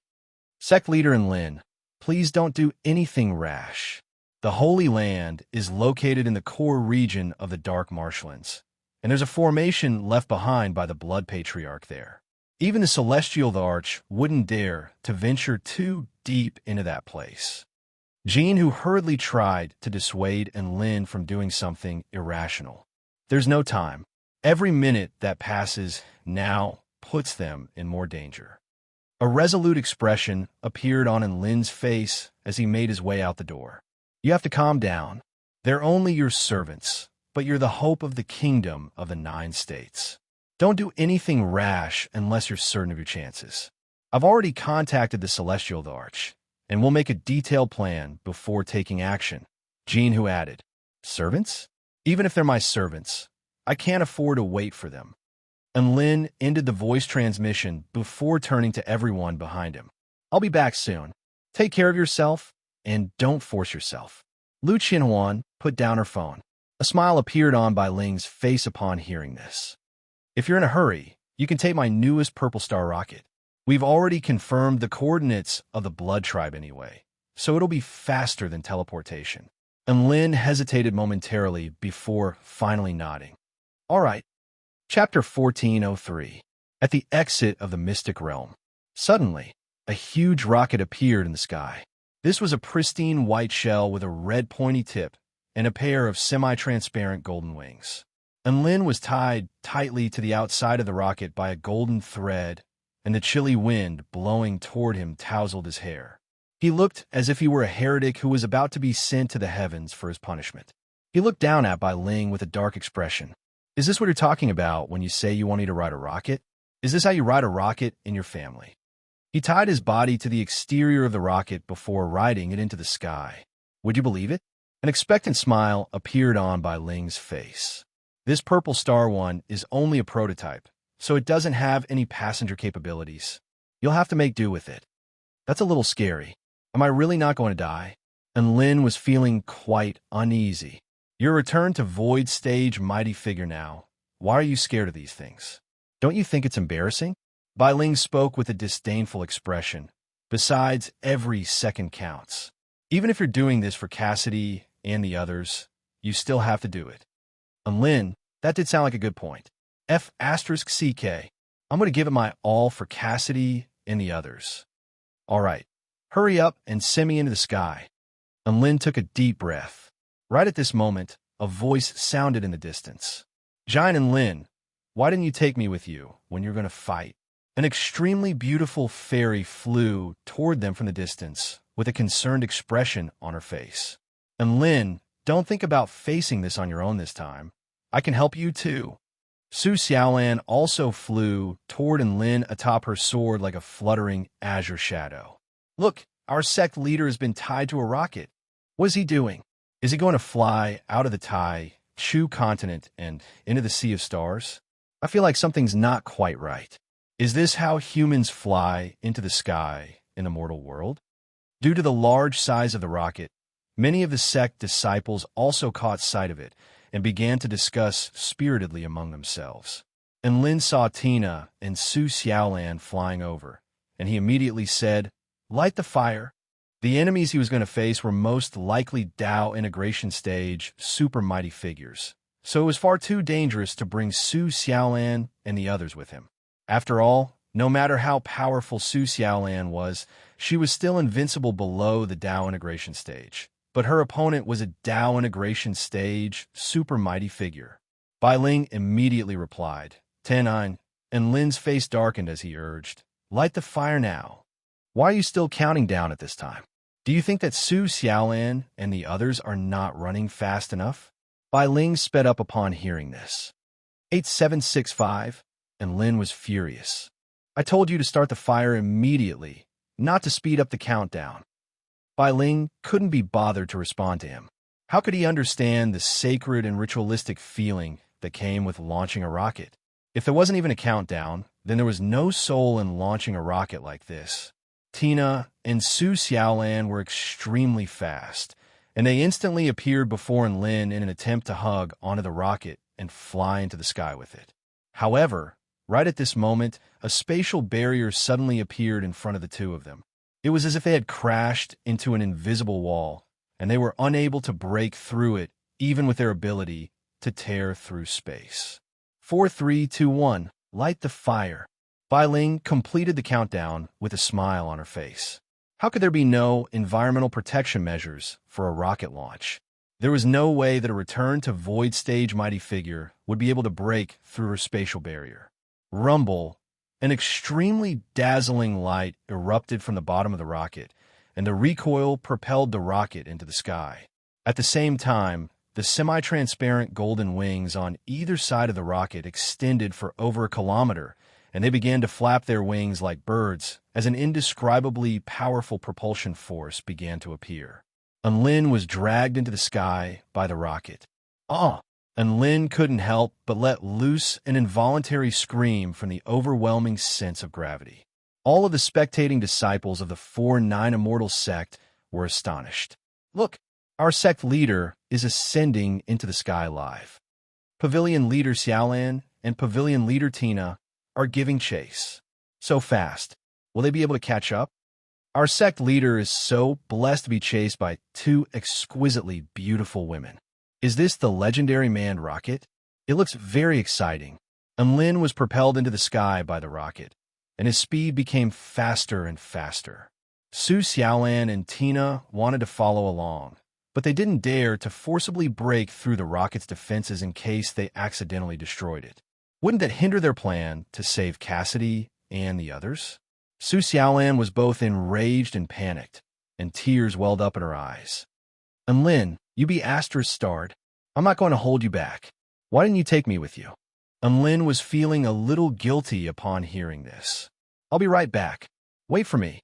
There was no way that he could actually fight the Blood Tribe Emperors, and there was no way that he could win. He had his own plan, and it would be difficult to carry it out with too many people, so it was better to fight alone.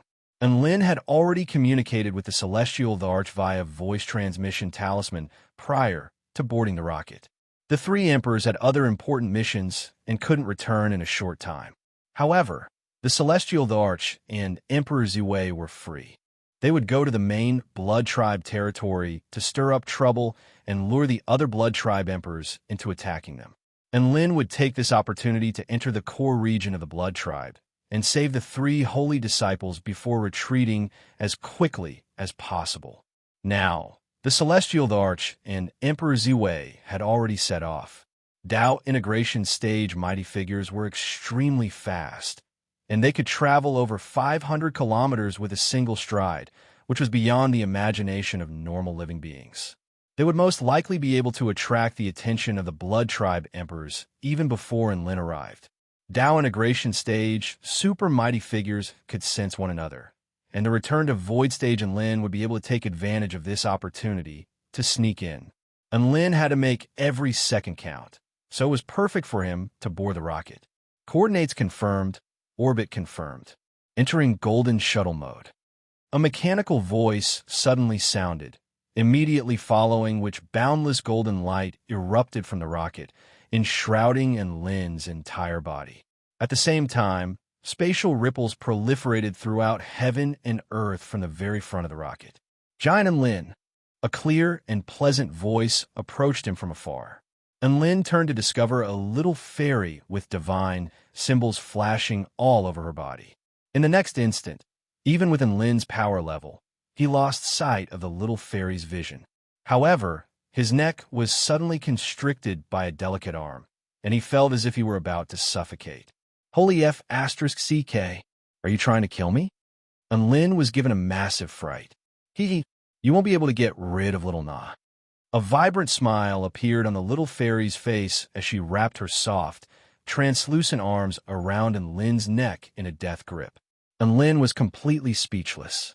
Not only had his entire body been constricted by the golden threads, but now even his neck was being strangled by her. Did he even have any freedom left? Just as he was feeling bewildered, the rocket accelerated to its maximum speed, and its massive body disappeared into thin air as if it were plunging into a pool of water.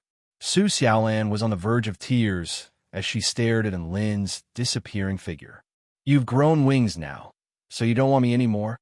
My rocket defenses are clearly impenetrable by beings below the Tao integration stage. So how could a return of void stage fairy be able to pierce through them? Chapter 1404. At the center of the dark marshlands, within the immortal spirit paradise. This was a holy land that was so beautiful that it was tempting to linger on. The blue sky was extremely clear, and white cranes flew through the clouds while letting loose bursts of ethereal cries. Even Emperor and Mang of the Celestial Court didn't dare to set foot in the central region of the Blood Tribe. However, there were currently 3 Tao integration stage super mighty figures gathered here, and all of them wore grave expressions, as if they were enraged, including Emperor and Mang, who had entered the holy land of the Blood Tribe. All of the Tao integration stage super mighty figures of the Blood Tribe had been gathered here. The Blood Tribe emperors all had their own territories, so there was no way that all 4 emperors would gather here if it wasn't for something extremely important. The 3 emperors stood outside a crimson palace, and no Tao integration stage super mighty figures dared to approach the entire immortal spirit paradise. Who is this holy leader they're talking about? Emperor Fu Tian, who had a delicate face and a scarlet fan in his hand, chuckled and said, I really want to see that person. Just how did he manage to rope in so many blood race supreme beings who were dead set on his side? Sigh, who would have thought that even the 3 holy disciples would be involved in this? The holy disciples are the ones chosen by the Blood Patriarch to revive the Blood Tribe. How could they do something like this? This is ridiculous. Emperor Yi Deng spat through gritted teeth. There must be other holy worshippers lurking in our dark marshlands. Once Mang captures the 3 holy disciples, we'll gather all of the return to Void Stage Lords and investigate them one by one, Empress Helen said. Emperor and Mang had already entered the Holy Land, and the other emperors were standing guard outside in case the legendary holy leader came to their rescue. Emperor Yi Deng spoke with a tense expression. Let's not get complacent. This holy leader must be quite powerful for the 3 holy disciples to be willing to risk their lives for him. He's at least a Tao integration stage super mighty figure, or even a God of creation stage super mighty figure. The other 2 emperors' expressions also became solemn upon hearing this. Right at this moment, the 3 emperors suddenly sensed something, and they all turned toward a certain direction in the dark marshlands. As expected, a Tao integration stage super mighty figure has entered our territory, Empress Helen exclaimed. Due to the fact that Tao integration stage super mighty figures had fused their Tao into the great Tao of heaven and earth, they were able to sense one another. Is the sacred ancestor here? Emperor Fu Tian waved his feather fan with a smile. Wait, this aura is very familiar. Emperor Yi Deng's brows furrowed as he exclaimed. This is the aura of the Celestial Arch and Emperor Ziwei. As soon as he said that, the great emperor's faces changed. Is the ruler of the Celestial Court trying to start an all-out war against the Blood Tribe? A cold expression appeared on Helen's face as her crimson eyes narrowed slightly. Not long after, the great emperor's sound transmitting talismans kept flashing. Without needing to answer them, They knew that many territories were being destroyed by the great emperors of the celestial court. This can't be a coincidence. Is he trying to lure us away from our territory? Emperor Fu Tian asked. It looks like the venerated ancestor has connections with the celestial court. Let's not fall for it. It's not a matter of whether we fall for their tricks or not. If we stay here and don't do anything, those two emperors of the celestial court will tear down our entire dark marshlands. Helen heaved a resigned sigh. We have to fight. The celestial arch is not easy to deal with. Emperor Yi Deng heaved a forlorn sigh. What's so hard about it? I'll handle it myself. Emperor Fu Tian's tone was gentle and unhurried. A faint smile still hung on his face. Yi Deng and Helen both heaved sighs of relief upon seeing that Emperor Fu Tian was willing to step in. Emperor Fu Tian was the most powerful being in the blood tribe, so he was the only one who could stand up to the celestial arch. Then I'll go stop Emperor Ziwei. Empress Helen turned to Emperor Yi Deng. You stay at the Immortal Spirit Paradise and contact us if anything happens. Yi Deng smiled. Don't worry. The Immortal Spirit Paradise has a divine Tao silence formation left behind by the Blood Patriarch, which can seal the divine Tao of all living beings aside from the Blood Tribe. Even if a celestial arch were to come here, they wouldn't be able to unleash their power of the divine Tao. Do you think I'll be afraid of them? Emperor Yi Deng was extremely confident. He had never been afraid of anyone in the Immortal Spirit Paradise. Emperor Fu Tian and Empress Helen also thought the same, and they set off toward the battlefield. Emperor Fu Tian's body gradually became illusionary before disappearing between heaven and earth. All of you, guard this place with Emperor Yi Deng, Helen instructed. A beautiful woman with short golden hair and the two black-robed mighty figures behind her lowered their heads in unison. We will.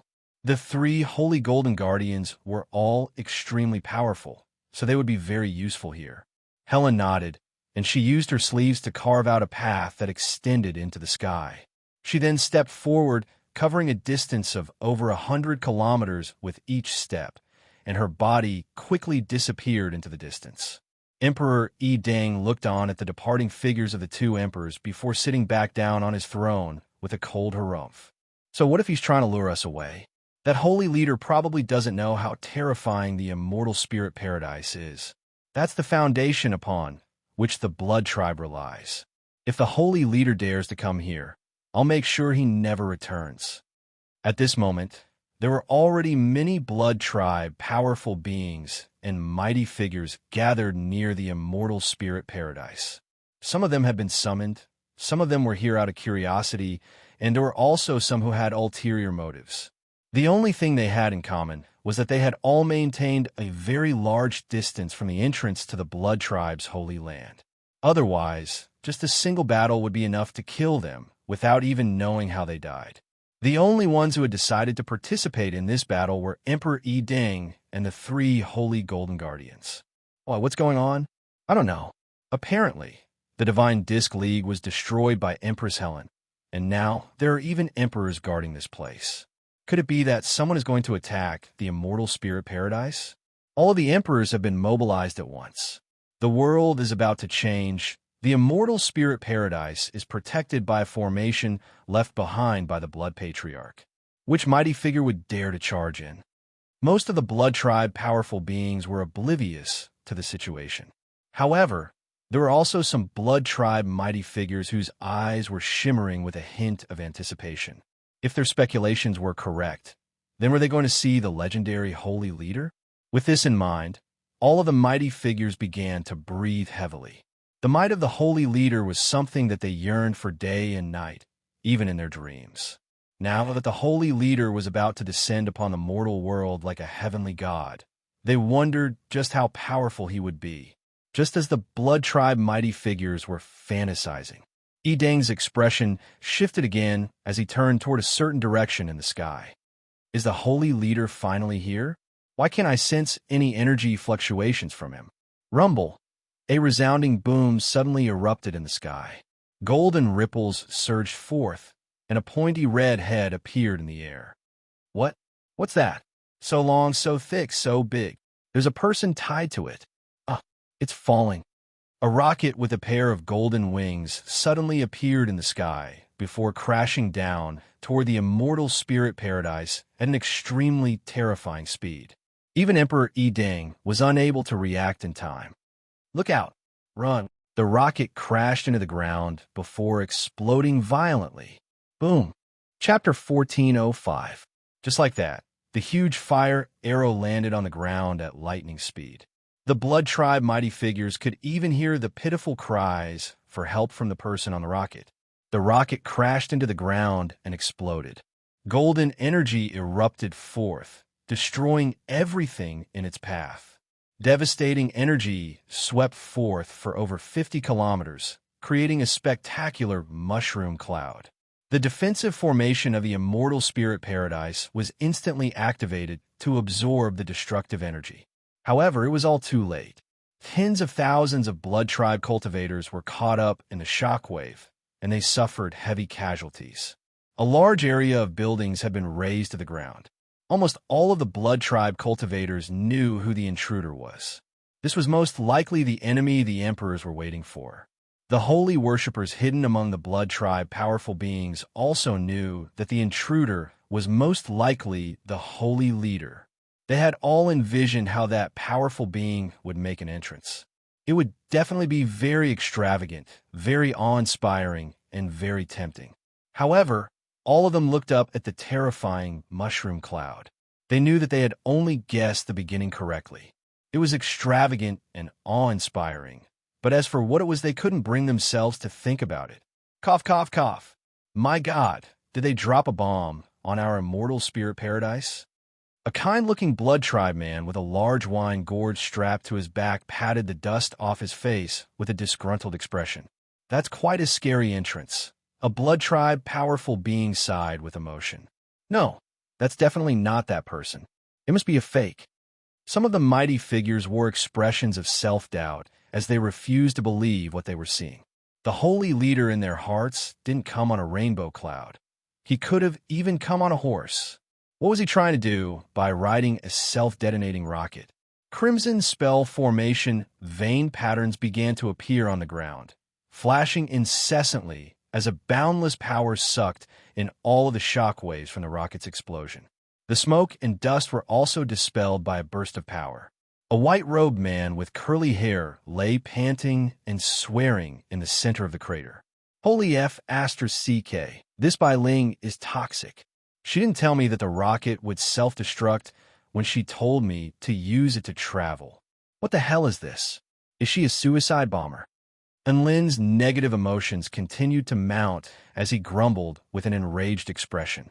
Even he himself did not know that the rocket would explode.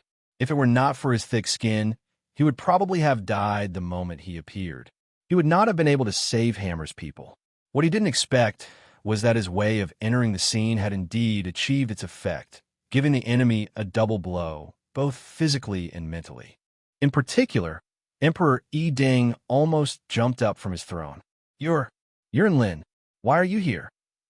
And Lin looked up and saw a dignified man wearing a blood-red emperor's robe and giving off a terrifying aura, looking at him in shock. Yes, they were old acquaintances. Last time, this blood race emperor had even led an army to hunt him down. And Lin smiled and said, Why? Can't I come here to take a walk because I'm bored? The corner of Yi Ding's mouth twitched. You said you were here to take a stroll, but did that mean you were going to blow up someone else's house with a rocket? Soon, he realized an unbelievable fact. Don't tell me you're the divine ancestor they've been talking about. This was an extremely absurd speculation, but Emperor Yi Ding had no choice but to come to this conclusion. Could it be that you're the holy leader they've been talking about? It's me. I'm here to save the holy son of my sacred blood sect. If you're smart, you'd better scram. It's me. I'm here to save the holy disciple of the holy blood cult. Piss off if you know what's good for you. And Lin's public admission of his identity created another massive stir among the Blood Tribe powerful beings in the immortal spirit paradise. In particular, the holy worshippers who were hiding among the Blood Tribe mighty figures had never seen the legendary holy leader before, only to find out that the holy leader was actually a human. This was a massive blow to everyone's hearts. They had always thought that the holy leader was a blood tribe mighty figure. Impossible. The holy leader that I've been yearning for, the one with the perfect blood, should be a noble young master with flowing golden hair and crimson eyes. How would he be a human? A beautiful blood tribe mighty figure exclaimed with tears streaming down her face. There must be a mistake. It's all fake. The sect leader of the Blood Wheel sect was also unable to accept this, and he began to sob. Ada, one of the 3 holy golden guardians, was also astonished. And Lin, the sect leader of the 4-9 immortal sect. He's the holy leader that Helen is most wary of. They're obviously 2 completely unrelated identities. And Lin ignored the emotional reactions of these blood tribe powerful beings. His divine sense instantly enshrouded the immortal spirit paradise to find that there was only one Tao integration stage super mighty figure here. It looked like the Celestial Court's plan had succeeded. He then turned toward the Crimson Palace behind Emperor Yi Deng with a thoughtful expression. It looked like the entrance to the Blood Tribe Holy Land was within the palace behind Emperor Yi Deng. Emperor Yi Deng had already recovered from his shock, and a cruel smile appeared on his face. "Ha ha! You're the holy leader? That's very surprising, but also very delightful." He abruptly stood up from his throne, and the power of the Crimson Divine Tao soared into the heavens. This power was imbued with a violent, intent realm, and it was as if countless mountains of corpses and seas of blood had appeared in the air. The scent of blood wafted through the air, and even the air had become extremely viscous. "I once swore a vow that I would only kill you after you reached the return to void stage. Now that you've reached the return to void stage, I haven't even had a chance to exact revenge on you. Yet you've delivered yourself to me. The heavens are truly on my side." Emperor Yi Deng chortled with glee. He had already thought of countless ways to torture and humiliate Enlin. The 3 holy golden guardians stood silently on the spot. There was no need for them to do anything, so they would just let Emperor Yi Deng take his revenge. Emperor Yi Deng had already reached the Tao integration stage many years ago, and his power was unfathomably powerful. Just from his aura alone, Enlin could tell that Emperor Yi Deng was even more powerful than Feng Wuya. "Holy leader, you've come here to die, and I'll grant you your wish." Emperor Yi Deng didn't waste any more time with words as he gripped the air toward Enlin. Over 10,000 ferocious beasts in crimson armor suddenly appeared in the air before roaring and pouncing toward Enlin. Their auras were imbued with the power of the Tao integration stage Divine Tao, and their sharp claws were able to make the space around them wail and tremor. Useless chickens and stray dogs.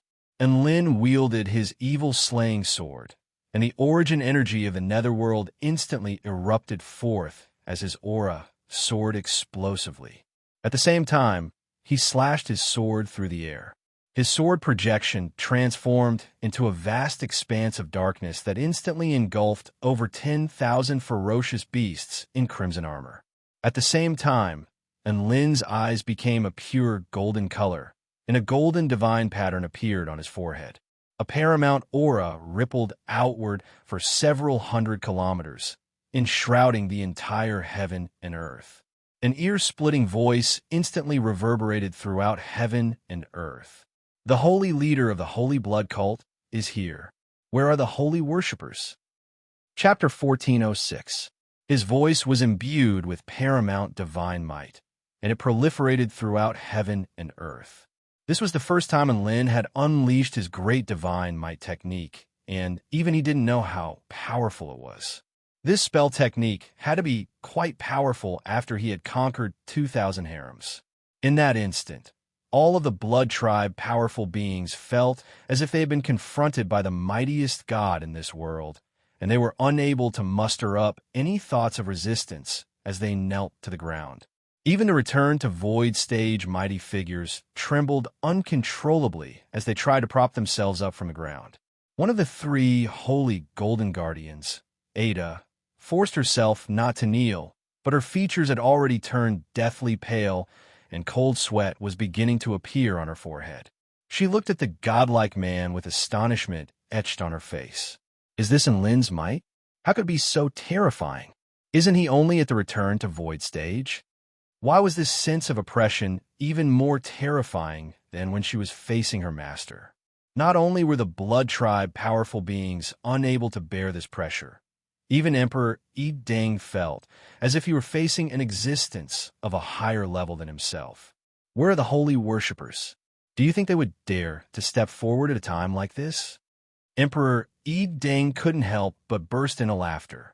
You want them to step forward and die with you? Charge! We'll die for the holy leader. Glory to the holy blood cult. Boom, boom, boom. A series of violent explosions suddenly erupted among the crowd.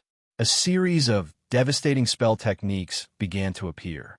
13 returned to void stage mighty figures suddenly launched attacks toward the blood tribe powerful beings around them. One had to realize that return to void initial stage mighty figures couldn't even safely absorb Lin's blood. These were all return to void intermediate stage and return to void final stage mighty figures, and their attacks were extremely fearsome. Over 10,000 blood tribe powerful beings were instantly engulfed by a barrage of spell techniques. Emperor Yi Deng was dumbstruck. Most of the blood tribe powerful beings had become holy worshippers. What Yi Deng didn't know was that ever since the blood tribe mighty figures had absorbed Lin's blood, they had developed an instinctive connection with him. They had already acknowledged Lin from the bottom of their hearts. They loved Lin, so they naturally had to accept everything about him, including his human identity. Golden Saint Protector, hurry up and kill these traitors. Emperor Yi Deng roared with rage. The 3 holy golden guardians had already sprung into action even without Emperor Yi Deng's instruction. All of them were powerful beings at the return to void pinnacle stage, and it would be no problem for them to join forces with the other blood tribe mighty figures to take care of the 13 traitorous blood tribe mighty figures. A golden divine Tao light erupted from Ada's body, and she held a dagger tightly in her hand as she pounced toward the nearest return to void intermediate stage mighty figure at extremely fast speed. Shao Chun sheathed his saber, and with a flash of golden light, the Almighty did not even have time to react before he was cut in half. Blood Robe Azura Sect Master Ken, I truly never expected that even you would betray us. Die. Ada spoke calmly. The body that had been sliced in half was still screaming in agony, but it was quickly burned into nothingness by the golden divine Tao. Emperor Yi Deng couldn't help but burst into laughter upon seeing this. You're just a bunch of rabble after all. Regardless of whether it's you or your so-called holy worshippers, none of you are going to get out of here alive. You want to kill all of my holy worshippers with just 3 mighty figures of the return to void pinnacle stage? And Lin knew that among his remaining 12 holy worshippers, there were 2 at the return to void pinnacle stage. If the 3 holy golden guardians unleash their combined mystic techniques at the same time, they can even battle a Tao integration stage mighty figure for a short time. Do you think they'll be able to kill all of these people? Emperor Yi Deng chuckled coldly. Right at this moment, another female's blood-curdling wail sounded. Ah, golden demon guardian. Ada let loose a cry of surprise upon seeing this, and her calm and collected expression had completely disappeared. A holy golden guardian in a black robe was enshrouded within a rainbow divine light, and the terrifying spatial power twisted and warped her body. In the next instant, the holy golden guardian's body disappeared. There was only a black ball left between heaven and earth with a bulging stomach, and it let loose a loud burp. An extremely beautiful fairy stowed the ball into her storage ring with a dainty smile on her face.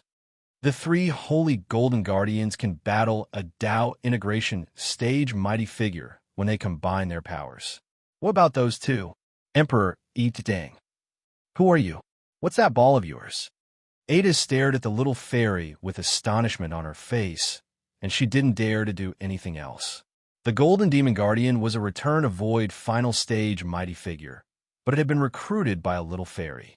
This was beyond her imagination. Even a Tao integration stage super mighty figure wouldn't be able to insta-kill a mighty figure who had already attained the power of the divine Tao. My ball is called a poke ball, and it can capture all kinds of monsters. You better behave yourself, or I'm going to capture you as well. Tina raised her head with her hands on her hips. The Pokeball could capture all enemies with cultivation bases lower than Tina's. Tina was already at the return to Void Pinnacle stage, so she could naturally capture the Holy Golden Guardian. It was a pity that the Pokeball could only capture one enemy in a short time. Otherwise, she was going to capture all of these Blood Tribe cultivators. Ada had already been intimidated by Tina, and she really did stand on the spot with a cautious expression, not daring to do anything. This little fairy is so terrifying. Even one of the 3 Holy Golden Guardians was killed with ease. We really can't hold on much longer. All of the Blood Tribe powerful beings fled for their lives with expressions of shock and horror on their faces. The holy worshippers' morale was greatly boosted, and they pounced toward their enemies with even greater fervor. The Blood Tribe powerful beings were completely routed. All of this was because Tina had conceded a ball. Emperor Yi-Deng humphed coldly before pouncing toward Lin. Emperor Yi-Deng was completely humiliated. It was far more satisfying to just kill Lin on the spot than to waste words on him. Big sister, that strange ball of hers can only be used once. Otherwise, she wouldn't have just threatened us. The remaining black-robed Holy Golden Protector whispered to Ada as he drifted over to them. Ada immediately came to a realization. That's right, little sister Jean Ling. Let's go. Ada and Jean Ling looked at each other before transforming into 2 streaks of golden light that pounced toward Tina. One of them wielded a frosty dagger, while the other charged forward atop a golden wave. Even though the 2 Holy Golden Guardians were no match for a Dao integration stage super mighty figure, they were still able to crush all return to Void stage mighty figures. Tina didn't dare to underestimate her opponent, and she charged forward with her Heart Lotus Ice sword in hand. And Lin slashed his evil-slaying sword toward the oncoming Emperor Yi-Deng. Evil sword technique, Royal Divine Monarch. An extremely powerful sword intent swept forth, as if a divine monarch had descended upon the world. Boom! Black energy clashed with the power of the Crimson Divine Tao, turning heaven and earth red and black. The most intense battle in the history of the Blood Tribe had finally erupted at the Immortal Spirit Paradise. Chapter 1407. Lin and Emperor Yi-Deng's attacks collided, and the earth within a radius of over 50 kilometers tremored violently. Lin and Emperor Yi-Deng both stumbled back a few steps at the same time. An expression of surprise appeared on Emperor Yi-Deng's face. I didn't think that you would be this powerful after reaching the Return to Void stage. No wonder the Celestial Arch agreed to let me take my revenge as long as you reach the Return to Void stage. A faint smile appeared on Lin's face. Not only was the origin energy of the Netherworld revolving around his body, but he was also enshrouded by his divine flame and holy flame. That's right, not only had he used the origin energy of the Netherworld, but he had also activated his Fire God mode. Otherwise, he wouldn't have been able to withstand Emperor Yi-Deng's attack. On the other battlefield, the 12 holy worshippers were fighting against tens of thousands of Blood Tribe powerful beings, but they still held the upper hand. They were extremely powerful and fearless, like the most fervent believers, and all they wanted to do was burn their own light and heat in front of their holy leader. The other Blood Tribe powerful beings in the Immortal Spirit Paradise didn't have the same mentality as them. Most of them were only here to spectate, so why would they fight to the death? Thus, the Blood Tribe army was forced into retreat. Boom! A gargantuan ice lotus appeared on the ground, encompassing an area of over 50 kilometers. All of the worlds touched by the ice lotus were transformed into a world of extreme frost. Snow and ice flew through the air, gale-force winds howled, and lethal sword intent swept through the air. Some of the Blood Tribe powerful beings who had accidentally been swept into this place were frozen solid amid blood-curdling cries, while others were sliced into several dozen pieces by the merciless ice blades before being frozen by the extreme frost. Even Ada and Jean Ling, who were the most powerful beings among them, were slowed down by this place. This was the Lotus Realm technique that Tina had unleashed after activating her Heart Lotus Ice sword to its maximal extent. Grand Golden Cloud Dream. Jinling swept through the air atop a massive golden wave, which transformed into countless weapons. There were golden swords that shone with an intimidating light, giant hammers that were as large as mountains, spears that could pierce through the void. Every single one of these weapons possessed extremely terrifying power, and they could easily split apart the killing moves of the Lotus World's ice blades. There were hundreds and thousands of weapons aimed at Tina, and the number was almost endless. My supreme metal liquid can cut through all things and destroy a world. How can a mere Lotus World block it? Die. Jinling unleashed all of her power as her weapons swept through the air. A golden light flashed through Tina's beautiful blue eyes. Divine technique, divine mirror image creation. She clapped her hands together, and a blue circular ice surface appeared in front of her like a mirror. Its surface reflected the countless weapons that were coming at it. Waves of golden energy surged like ripples. Then, a weapon that was no different from the one in front of it appeared in terms of appearance and energy. Whoosh, whoosh, whoosh. Countless weapons shot forth from the mirror before Tina, clashing with the countless weapons unleashed by the gold spirits as a series of terrifying booms and explosions erupted. Flying sword against flying sword, spear against spear. Every collision resulted in mutual destruction. You can even replicate my power? There's actually such a high-level spell in this world. Jinling's expression became extremely grave as she twisted her wrist and a long golden needle appeared in her hand. However, before she could continue her attack, she realized that the elf in front of her had suddenly disappeared. Inexplicably, her heart skipped a beat as an extremely dangerous premonition surged through her entire body. An incoming flying sword made of liquid Taijin collided with the original flying sword and shattered it into pieces. Then it destroyed hundreds of weapons as if it was the sharpest blade in the world. It's you. You transformed yourself into a sword. Jinling let loose a cry of surprise as the flying sword appeared right before her. Never would she have thought that Tina would be able to merge herself into a spell technique in such a short time, thereby allowing her to approach her like an assassin. After a brief moment of astonishment, a faint smile appeared on Jinling's face as the long golden needle in her hand shot forth. This was the soul-crushing god-slaying needle, a high-rank, immortal tool. The needle was able to pierce straight into the target's essence, and it could even crush the enemy's consciousness. The soul-crushing god-slaying needle was extremely fast, and it struck the oncoming golden sword in the blink of an eye. Bam! The grand golden flying sword exploded.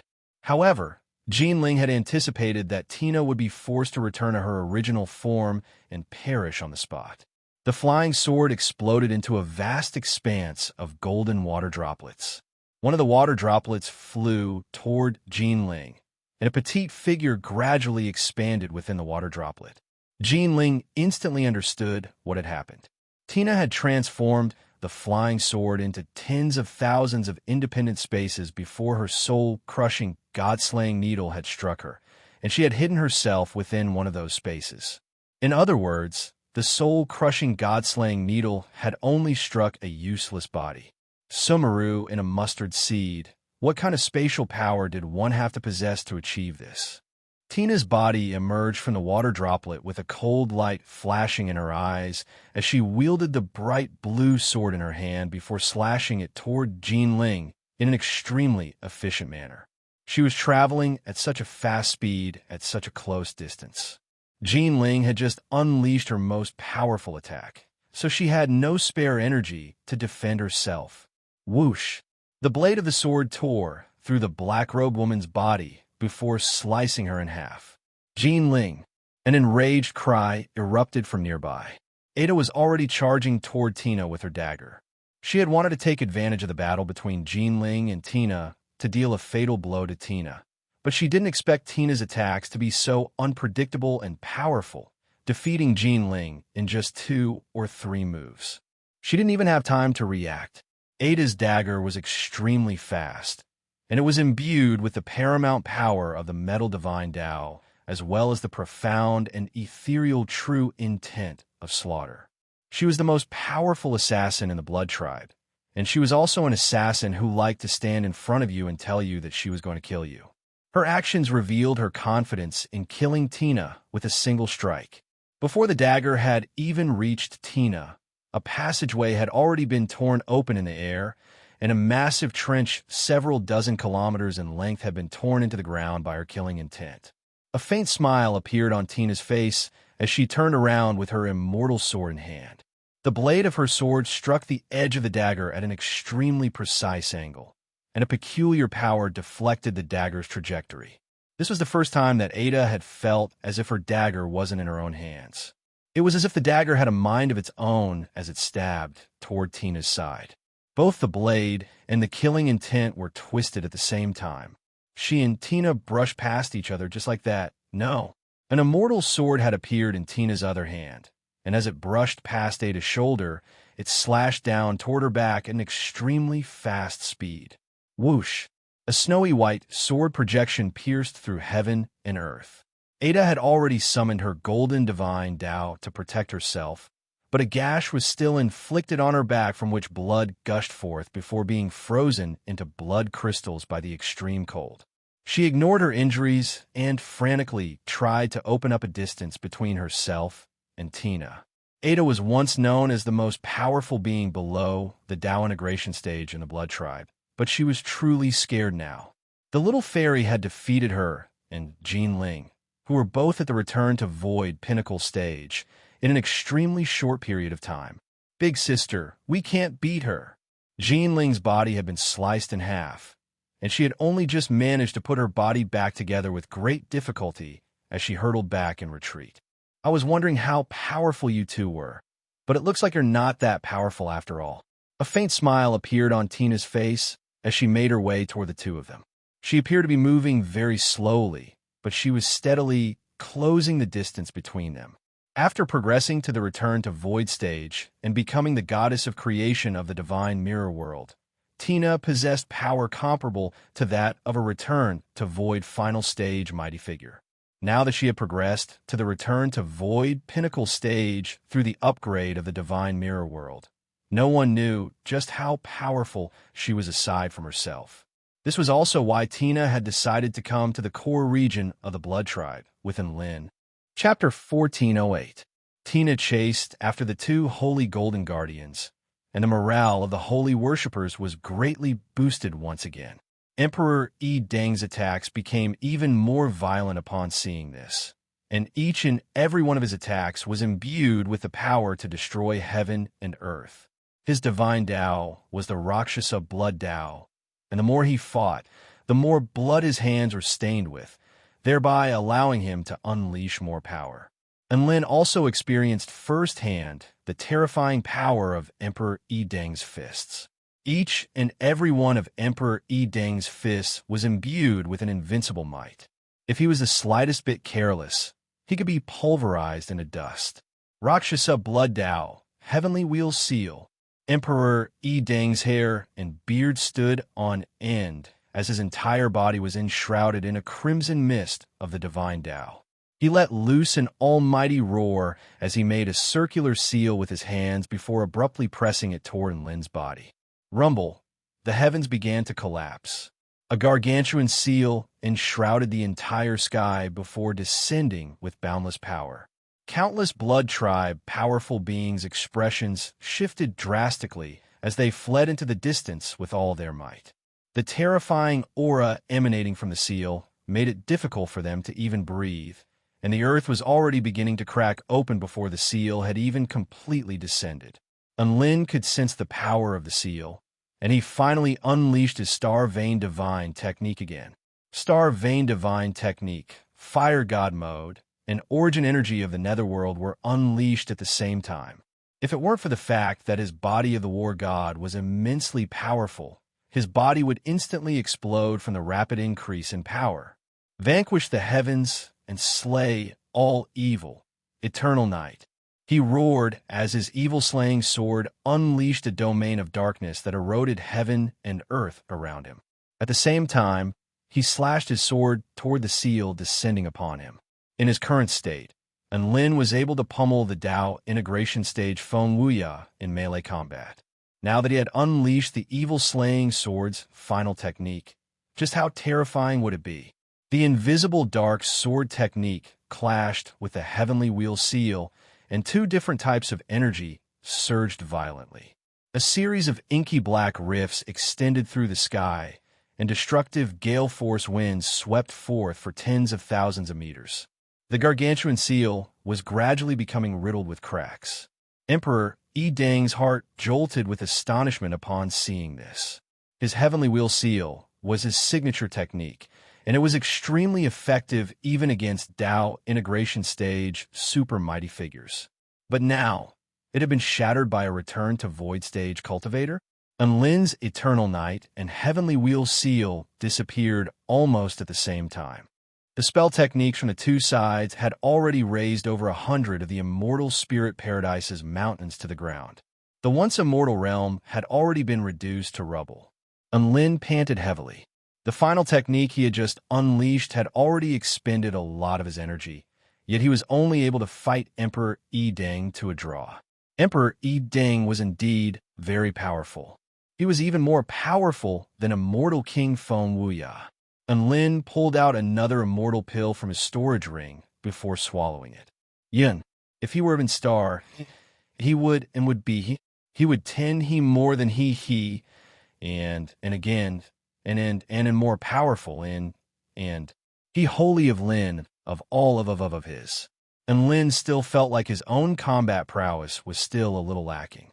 What he didn't know was that his battle with Emperor Yi Deng had caused a huge commotion in the Blood Tribe. Everyone's eyes were about to pop out of their sockets. Emperor Yi Deng was already one of the most powerful overlords in the Blood Tribe. In their hearts, Emperor Yi Deng was a paramount being. However, such a peerless, powerful being was actually able to hold his own against a return to Void Stage Cultivator.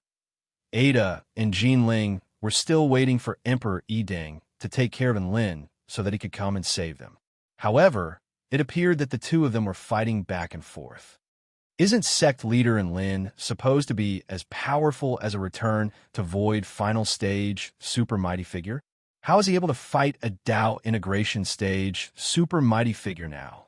He was at the soul formation pinnacle stage before, but he's only at the return to Void initial stage now. So he's naturally different. Holy F *CK. Can't he show some respect to powerful beings of higher cultivation bases? He's always fighting above his cultivation base. What's going to happen when he reaches the Dao integration stage? Long live the Holy Leader. The Holy Leader is the future hope of the Blood Tribe. Some of the holy worshippers were struck by a sense of pride upon seeing Enlin's display of might. Only a return to Void Stage super mighty figure could stand up to a Dao integration stage super mighty figure. Emperor Yi Deng's expression became even more grave. Just a return to Void Stage super mighty figure was already this terrifying. What would happen if Enlin was allowed to continue to develop? He had immense potential and couldn't be allowed to live. Enlin also wore a grave expression. He had already sent a message to Cassidy and the others, telling them to take this opportunity to escape from the Blood Tribe Holy Land while he waited outside to provide support. However, even after such a long time, there was still no response from within the Red Palace. Could it be that they had encountered some trouble within the Holy Land? Emperor and Meng had also entered the Holy Land to hunt them down. This was not an unreasonable speculation. With this in mind, Enlin immediately made up his mind to enter the Holy Land of the Blood Tribe. The Blood Patriarch could sense the blood of Cassidy and the others, and the enchantment barrier of the Holy Land only allowed living beings with blood that he approved of to enter. So, as the master of the blood that had transformed Cassidy and the others, did he have the right to enter the Holy Land of the Blood Tribe? Enlin was quite curious, and he decided to give it a try. However, what would happen to Tina if he did that? As the guardian of the Divine Mirror World, Tina's Feng Wuyin could only move about within the Divine Mirror World, and she couldn't enter the Holy Land. If Enlin were to disappear, she would have to face the Holy Golden Guardians and Emperor Deng. If that were to happen, she would be in an extremely perilous situation, and Lin hesitated. He had to think of another way to get out of this predicament. Right at this moment, an extremely powerful aura quickly approached from the north of the immortal spirit paradise. Emperor and Mang's personal guards are here to assist. A black cloud drifted toward them from afar. There were over 10,000 Blood Tribe powerful beings on the black cloud, including several returned to Void Stage mighty figures.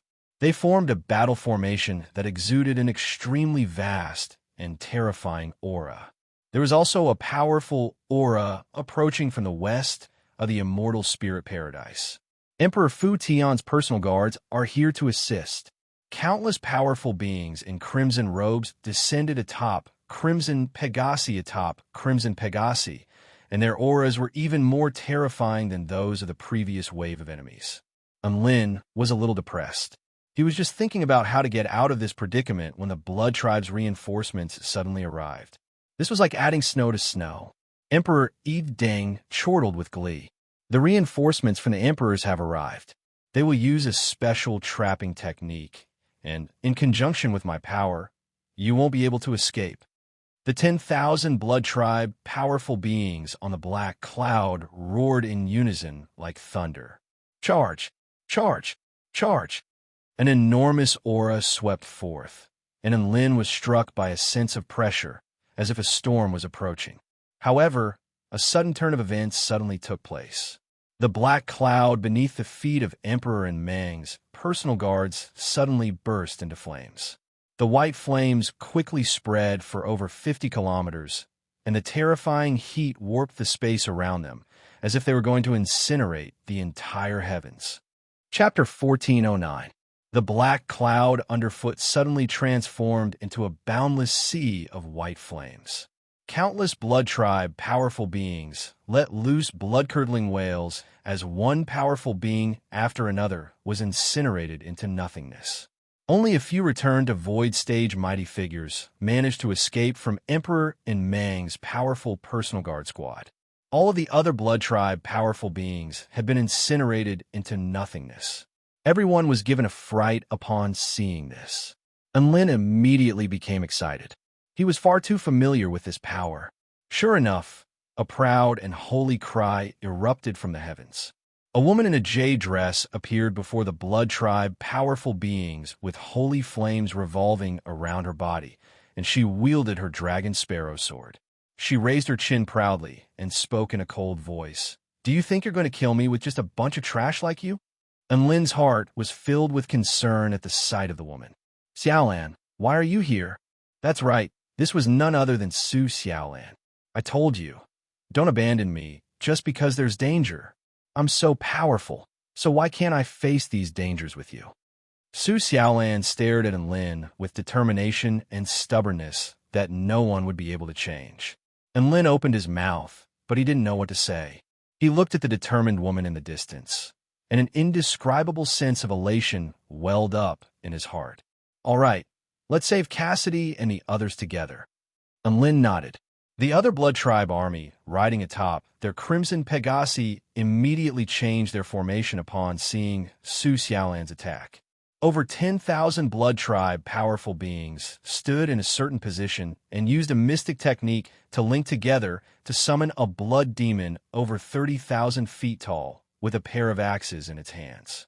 The blood demon wore a suit of crimson armor, and it had the head of a ferocious bull and the arms of an ape. Not only was its defensive prowess extremely powerful, but all living beings that dared to approach it would have their vitality stripped away. Roar! It let loose an almighty roar as soon as it appeared, and the terrifying sound waves instantly pulverized a mountain before it.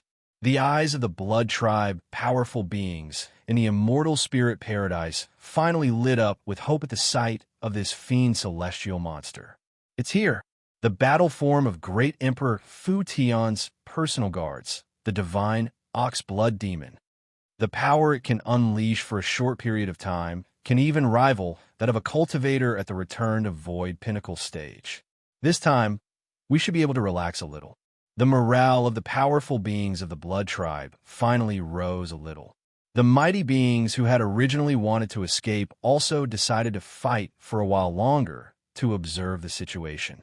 And Lin looked at the towering blood demon before him and said with a smile, "Xiaolan, I'll leave this blood demon to you. There's no need for me to do anything." Su Xiaolan sheathed her dragon sparrow sword behind her back, clearly not planning to intervene. And Lin was puzzled. Then who will deal with it? Emperor Yi Deng's expression immediately shifted upon hearing this, and he yelled, "Look out!" The blood demon stared at Emperor Yi Deng with a blank expression. At this moment, a vast expanse of dazzling starry sky suddenly appeared behind it. It was clearly daytime, but the stars were extremely dazzling, as if the night sky and the daytime sky were two completely different worlds. A gargantuan battleship enshrouded in starlight appeared in the sky. It was over 50 kilometers in length and obscured the entire sky. The 30,000 feet tall blood demon was nothing more than a miniature person in its eyes. At this moment, an extremely dazzling light burst forth from the massive, inky black mouth of the main cannon. The energy imbued within the cannon struck fear into the hearts of onlookers.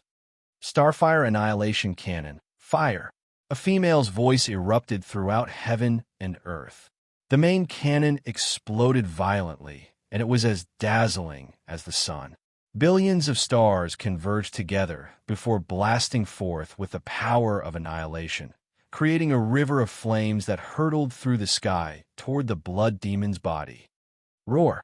The blood demon swung its twin axes through the air, slicing the river of flames in half, as if it were a pair of divine axes capable of parting heaven and earth. The attack unleashed by the blood demon was powerful enough to shatter even the divine Tao. However, even if one were to draw a knife to cut water, there would always be a time when one's strength would run out, but the meteor flame river was endless. Kacha! The blood demon's twin axes began to shatter before crumbling. Roar! An expression of shock and horror appeared on the blood demon's face as the river of flames imbued with the power of annihilation had already engulfed its body. The blood demon struggled to escape, but its body was soon torn apart by the Starfire Annihilation Cannon before it was pulverized. All of Emperor Fu Tian's personal guards were completely exposed to the Starfire Annihilation Cannon, and they didn't even get a chance to cry out before they were engulfed. A river of annihilation extended from east to west, leaving a ravine in the distance with no end in sight. The power of the stars dissipated. The space around them became completely empty. All of Emperor Fu Tian's personal guards, over 10,000 Blood Tribe powerful beings, had been annihilated. Insta-killed? All of the Blood Tribe powerful beings who were still engaged in battle were dumbstruck. What the hell is that thing? A battleship can insta-kill a blood demon at the return to Void Pinnacle stage? Even the 12 holy worshippers stared at the scenes unfolding before their eyes with dumbstruck expressions. Some of the holy worshippers seemed to have thought of something as they exclaimed with excitement, "I know. That's the secret weapon of our holy blood cult. It's the holy leader's battleship." And Lin's lips twitched upon hearing this. That didn't really seem to be the case. This unimaginably powerful battleship was none other than the 4-9 Immortal Sect strategic weapon, the Starfire battleship. Geez, why didn't they tell me that the battleship had been repaired? Did they suddenly fly it over just to give me a fright? And Lin chuckled. Hee hee, little Lin, this isn't the complete battleship. There are still some functions that haven't been repaired, but it should be able to hold its own against Tao integration stage super mighty figures for now. Lu Qianhuan's voice sounded from within the battleship, and Lin was a little concerned. Speaking of which, is it really okay to have a lousy pilot like you as the main pilot of the Starfire battleship? Don't look down on me, Lu Qianhuan. I'm very good at piloting. Didn't I just kill the divine bull blood demon with my final spark? Lu Qianhuan was not convinced. That's because the blood demon is too big, so it's not easy to miss, right?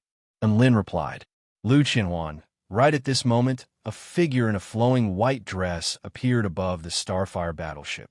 The beautiful and aloof Bai Ling appeared at the top of the battleship with a smile on her face. I thought about it and decided to help you. You won't blame me for causing trouble for you, will you? Of course not. You came at the perfect time. Enlin was extremely excited. Su Xiaolan pursed her lips and glared at Enlin upon hearing this. Whoosh! A streak of crimson light suddenly closed in on Enlin. Look out! Su Xiaolan let loose a cry of surprise. Enlin turned around to discover that Emperor Yi Deng had already appeared before him. The power of the Azura blood Dao converged on his fist as he hurtled toward Enlin at an extremely fast speed. It was also at this moment. A handsome young man in a black robe appeared before Enlin. Analyze block. He extended a hand toward Emperor Yi Deng, and the black power of the divine Dao materialized in his palm like a crystalline barrier. Bam! Space crumbled.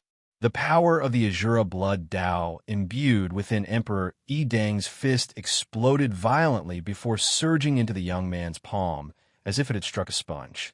The young man borrowed the power of the Azura blood Dao to retreat for over 10 kilometers before turning to Enlin with a smile on his face. Master, you have to focus when you're fighting. Chapter 14:10. Enlin stared at the handsome youth before him with a dazed expression. Xiao Zhe, you're all here. He was a little touched. All of them are at least returned to void final stage mighty figures. Don't worry, they won't hold you back. A confident smile appeared on Xiao Zhe's face. During the battle in the ancient Tai Chu Dragon Realm, he had witnessed the destruction and restoration of the world, thereby allowing him to attain a deeper understanding of the divine Dao and become more and more proficient in the Dao defense. Now, he could even defend himself against the Dao integration stage mighty figure.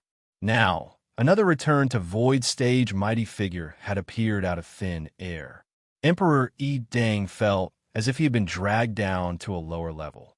How could one or two return to void stage mighty figures be able to hold their own against him? Was he still a Dao integration stage super mighty figure? Emperor Yi Deng's eyes burned with rage, and he stepped into the air before speaking in a low voice. Divine Dao, silence formation, activate. Crimson veined patterns suddenly appeared on the surface of the immortal spirit paradise. They intertwined and intertwined to form an extremely massive spell formation. The spell formation was extremely ancient, but it also seemed to have existed for an eternity. A crimson light dyed heaven and earth crimson. This was an ancient spell formation left behind by the Blood Patriarch in the immortal spirit paradise. It was also a spell formation that even the emperors of the Celestial Court were extremely wary of. It had the ability to seal away the power of the divine Dao from all living beings other than the Blood Tribe. A boundlessly mighty projection of the Blood Patriarch over 100,000 feet tall suddenly appeared in the air above the immortal spirit paradise. It looked down upon all living beings before making a grabbing motion. Whoosh red ripples enshrouded heaven and earth. In that instant, both Xiao Zhe and Bai Ling felt as if they had lost the ability to sense their divine Dao. It was as if everything was just a dream. I've activated the spell formation left behind by the Blood Patriarch. You can't even use the power of the divine Dao now. So how are you going to fight me? A cruel smile appeared on Emperor Yi Deng's face. He didn't want to fight any longer, so he activated the most powerful spell formation in order to destroy all of his enemies as quickly as possible. This spell formation is not simple. Bai Ling stood atop the Starfire battleship with a grave expression. Boom, boom, boom. All of a sudden, a few black dots rapidly approached from the distance. They were imbued with extreme kinetic energy, and it was as if they were going to sink the entire continent. The space in their wake twisted, and they reached Emperor Yi Deng in the blink of an eye. There were several enormous metal balls.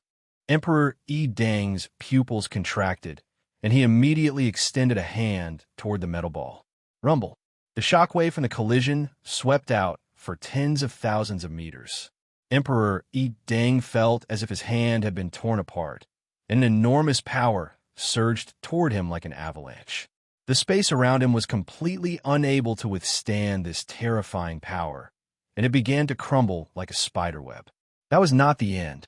Just when he managed to stabilize his strength, the metal balls behind him hit the but of the metal ball in front of him like a skewer of candied haws.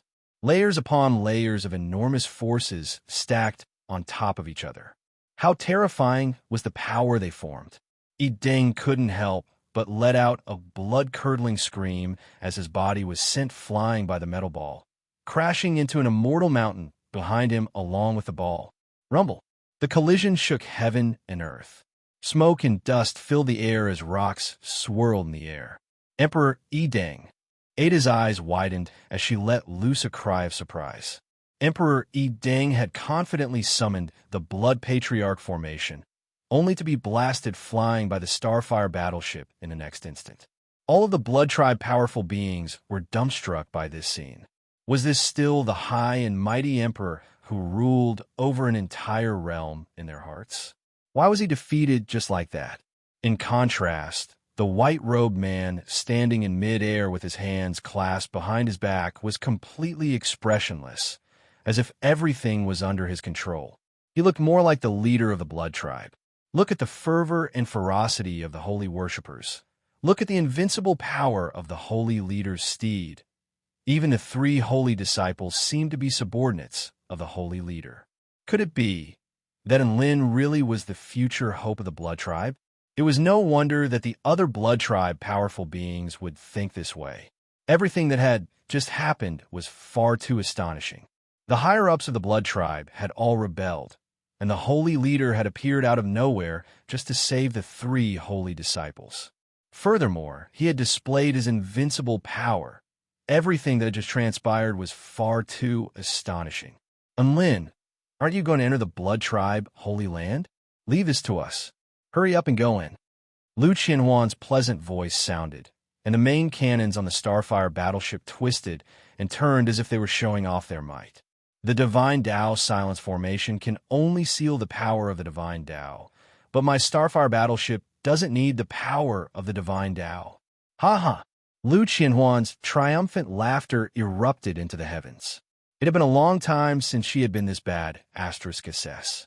And Lin could almost envision Lu Qianhuan laughing with her hands on her hips in the Starfire battleship's control room. All right, I'll leave Emperor Deng to you. And Lin nodded heavily.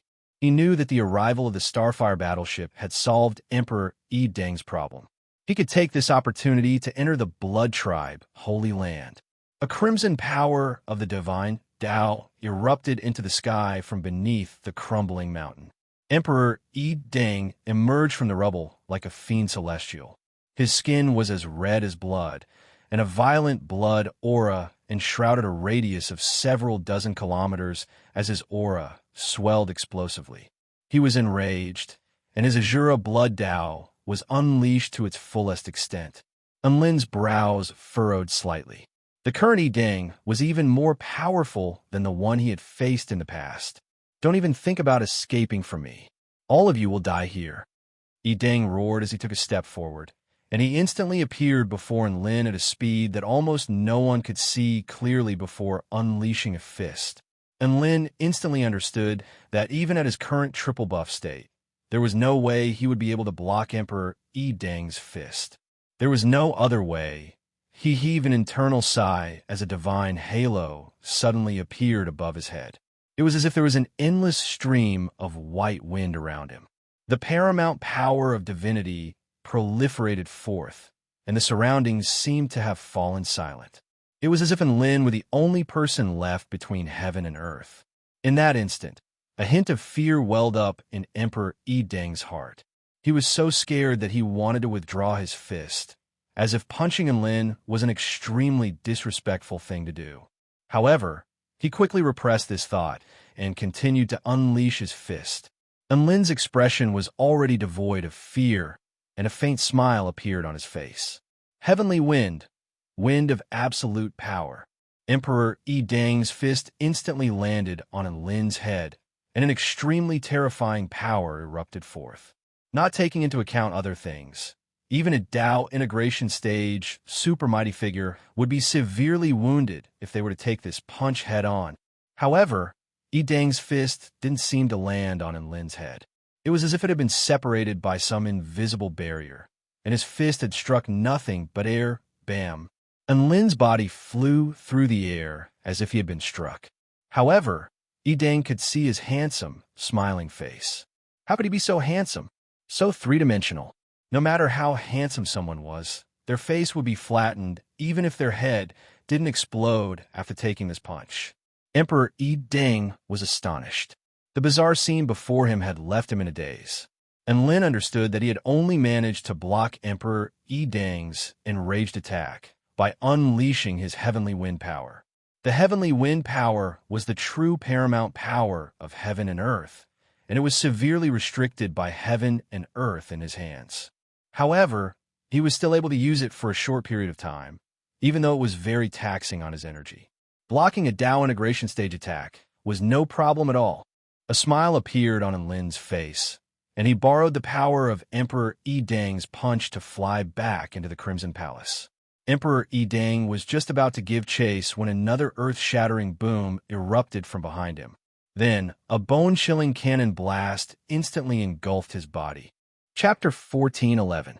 The Starfire battleship was keeping Emperor Dang busy, and Lin flew all the way into the blood-colored palace. The Crimson Palace was reinforced by an extremely powerful formation, which allowed it to survive the aftermath of the battle. As soon as Lin entered the hall, he saw a sparkling white jade statue and a realm gate that glowed with a faint golden light beside the statue. Is this the entrance to the holy land of the Blood Patriarch that Cassidy and the others mentioned? Lin quickly rushed to the entrance and activated his divine sense.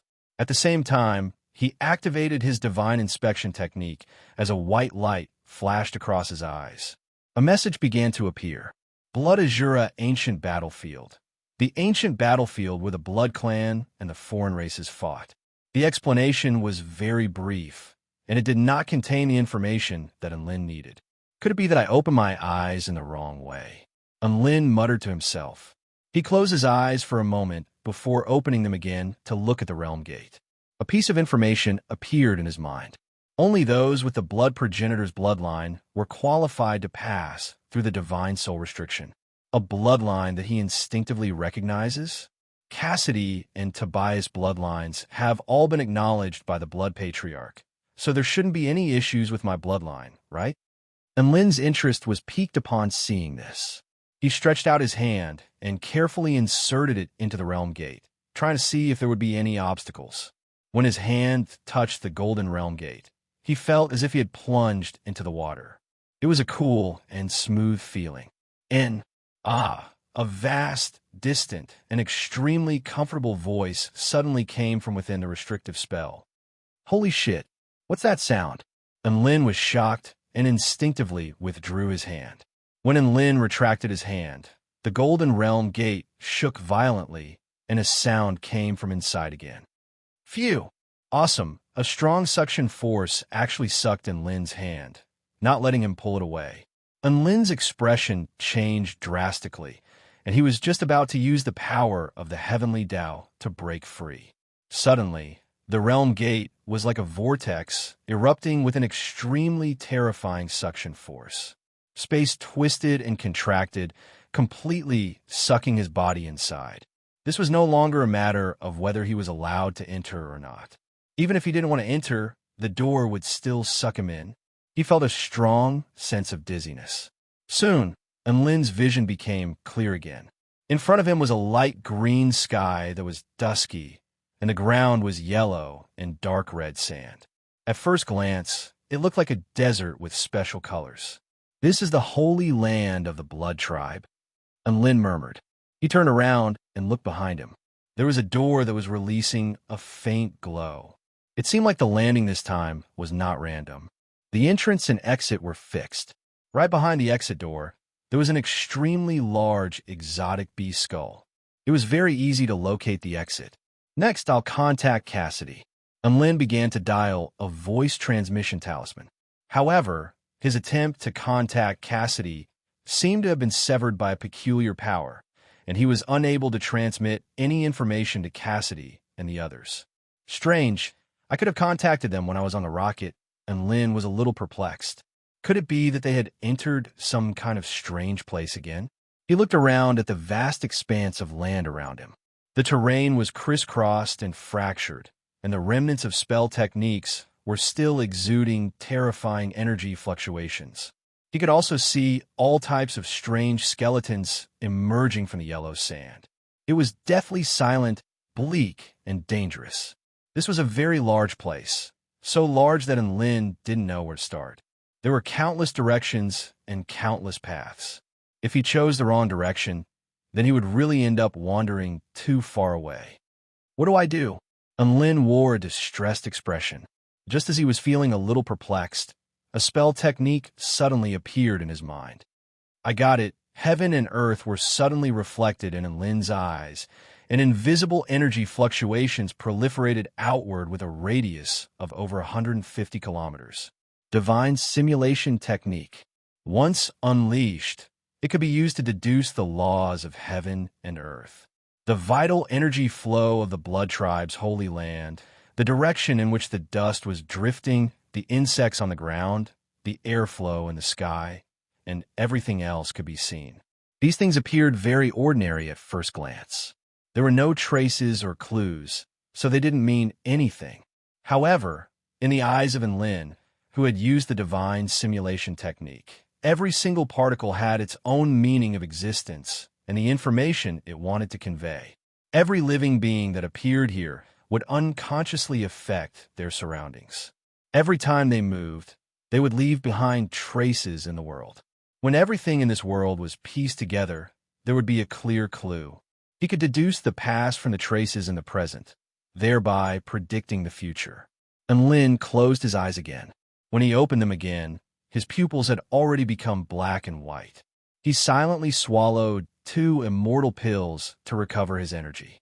Only then did he rise into the air and fly in a certain direction.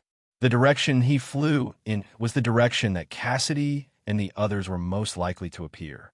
At the same time, it was also the direction that Emperor and Mang had gone after entering this place.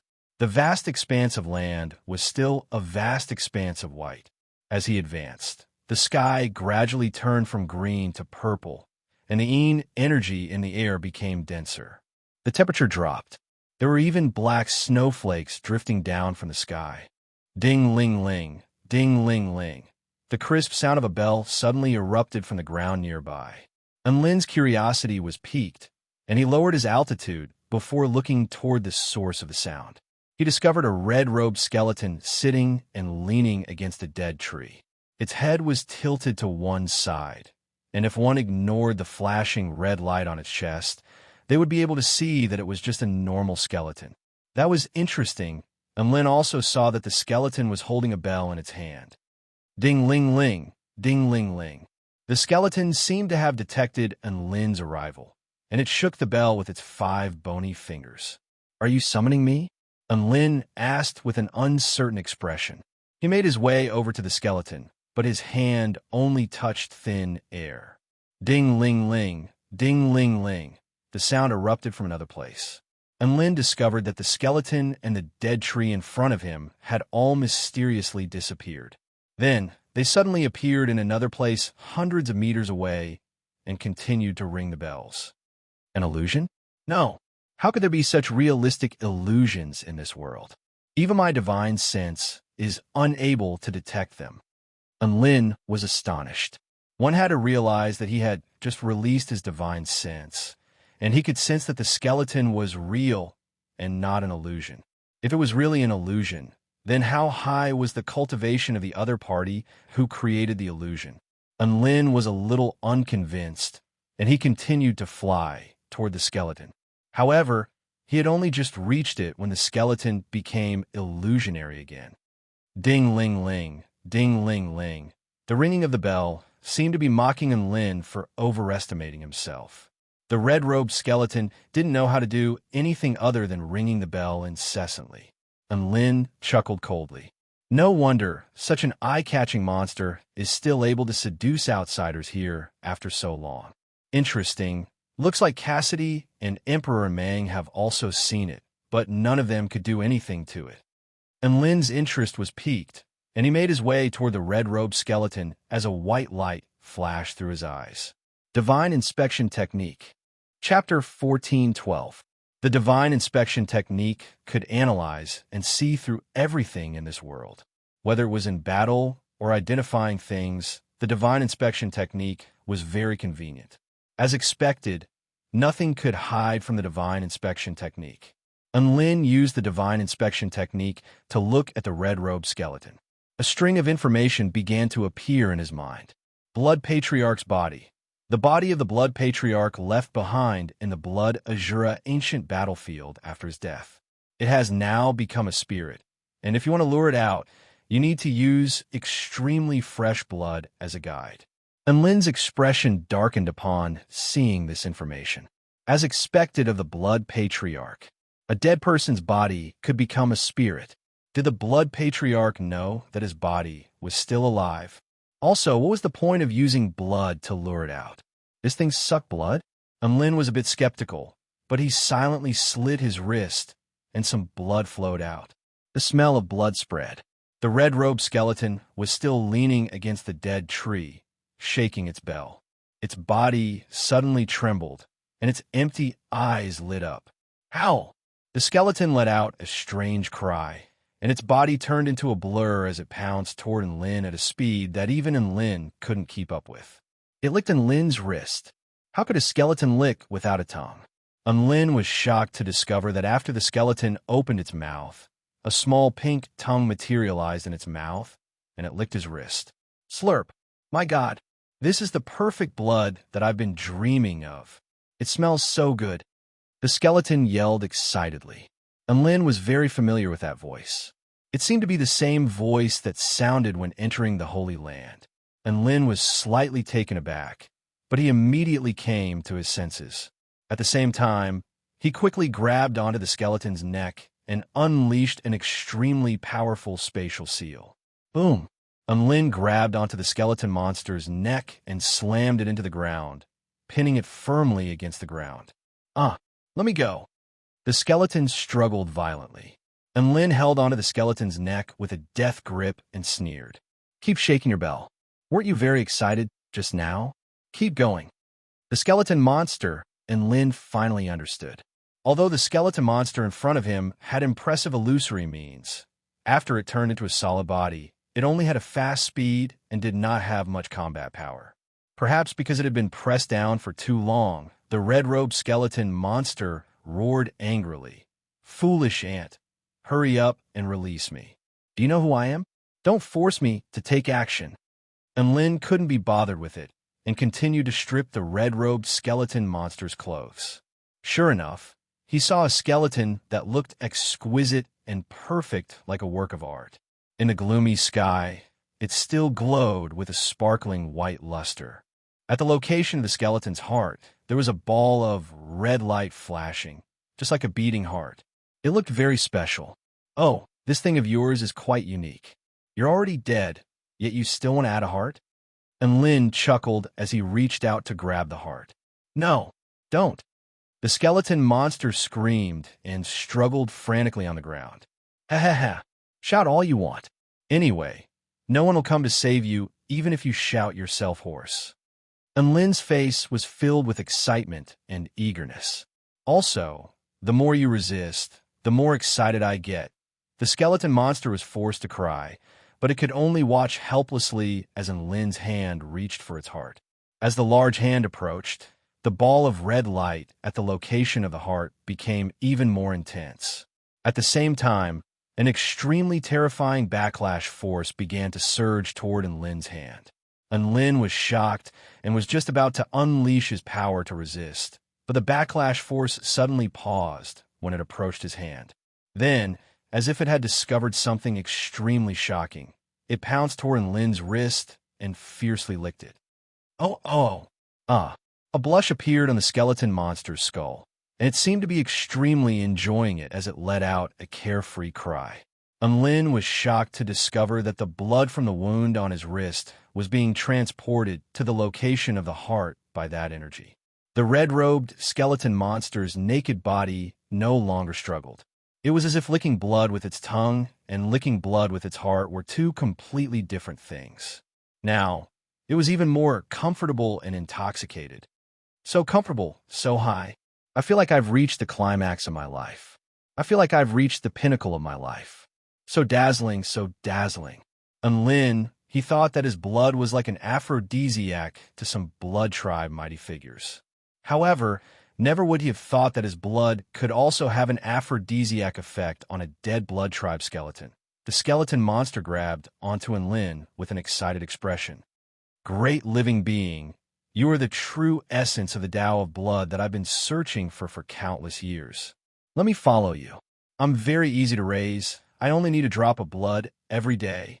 A drop of blood will do. Can I? Enlin was stunned. What was going on with this seemingly familiar plot? You're just a dead corpse. Can you have some dignity? Don't follow a stranger for no reason. And Lin roared angrily. I didn't follow you for no reason. I've thought about it carefully, you know.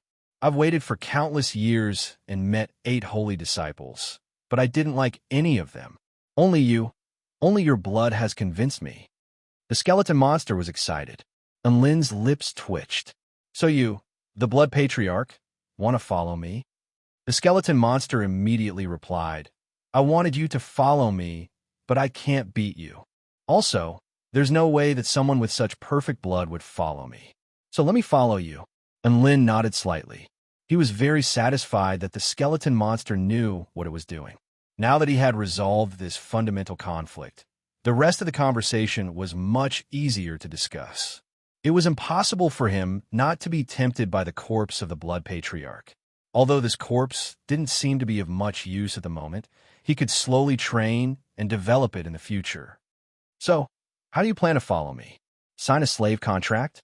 And Lin asked, I can't sign a slave contract because I'm not a complete living being yet. I'm like a weapon that hasn't given birth to a spirit but has a consciousness.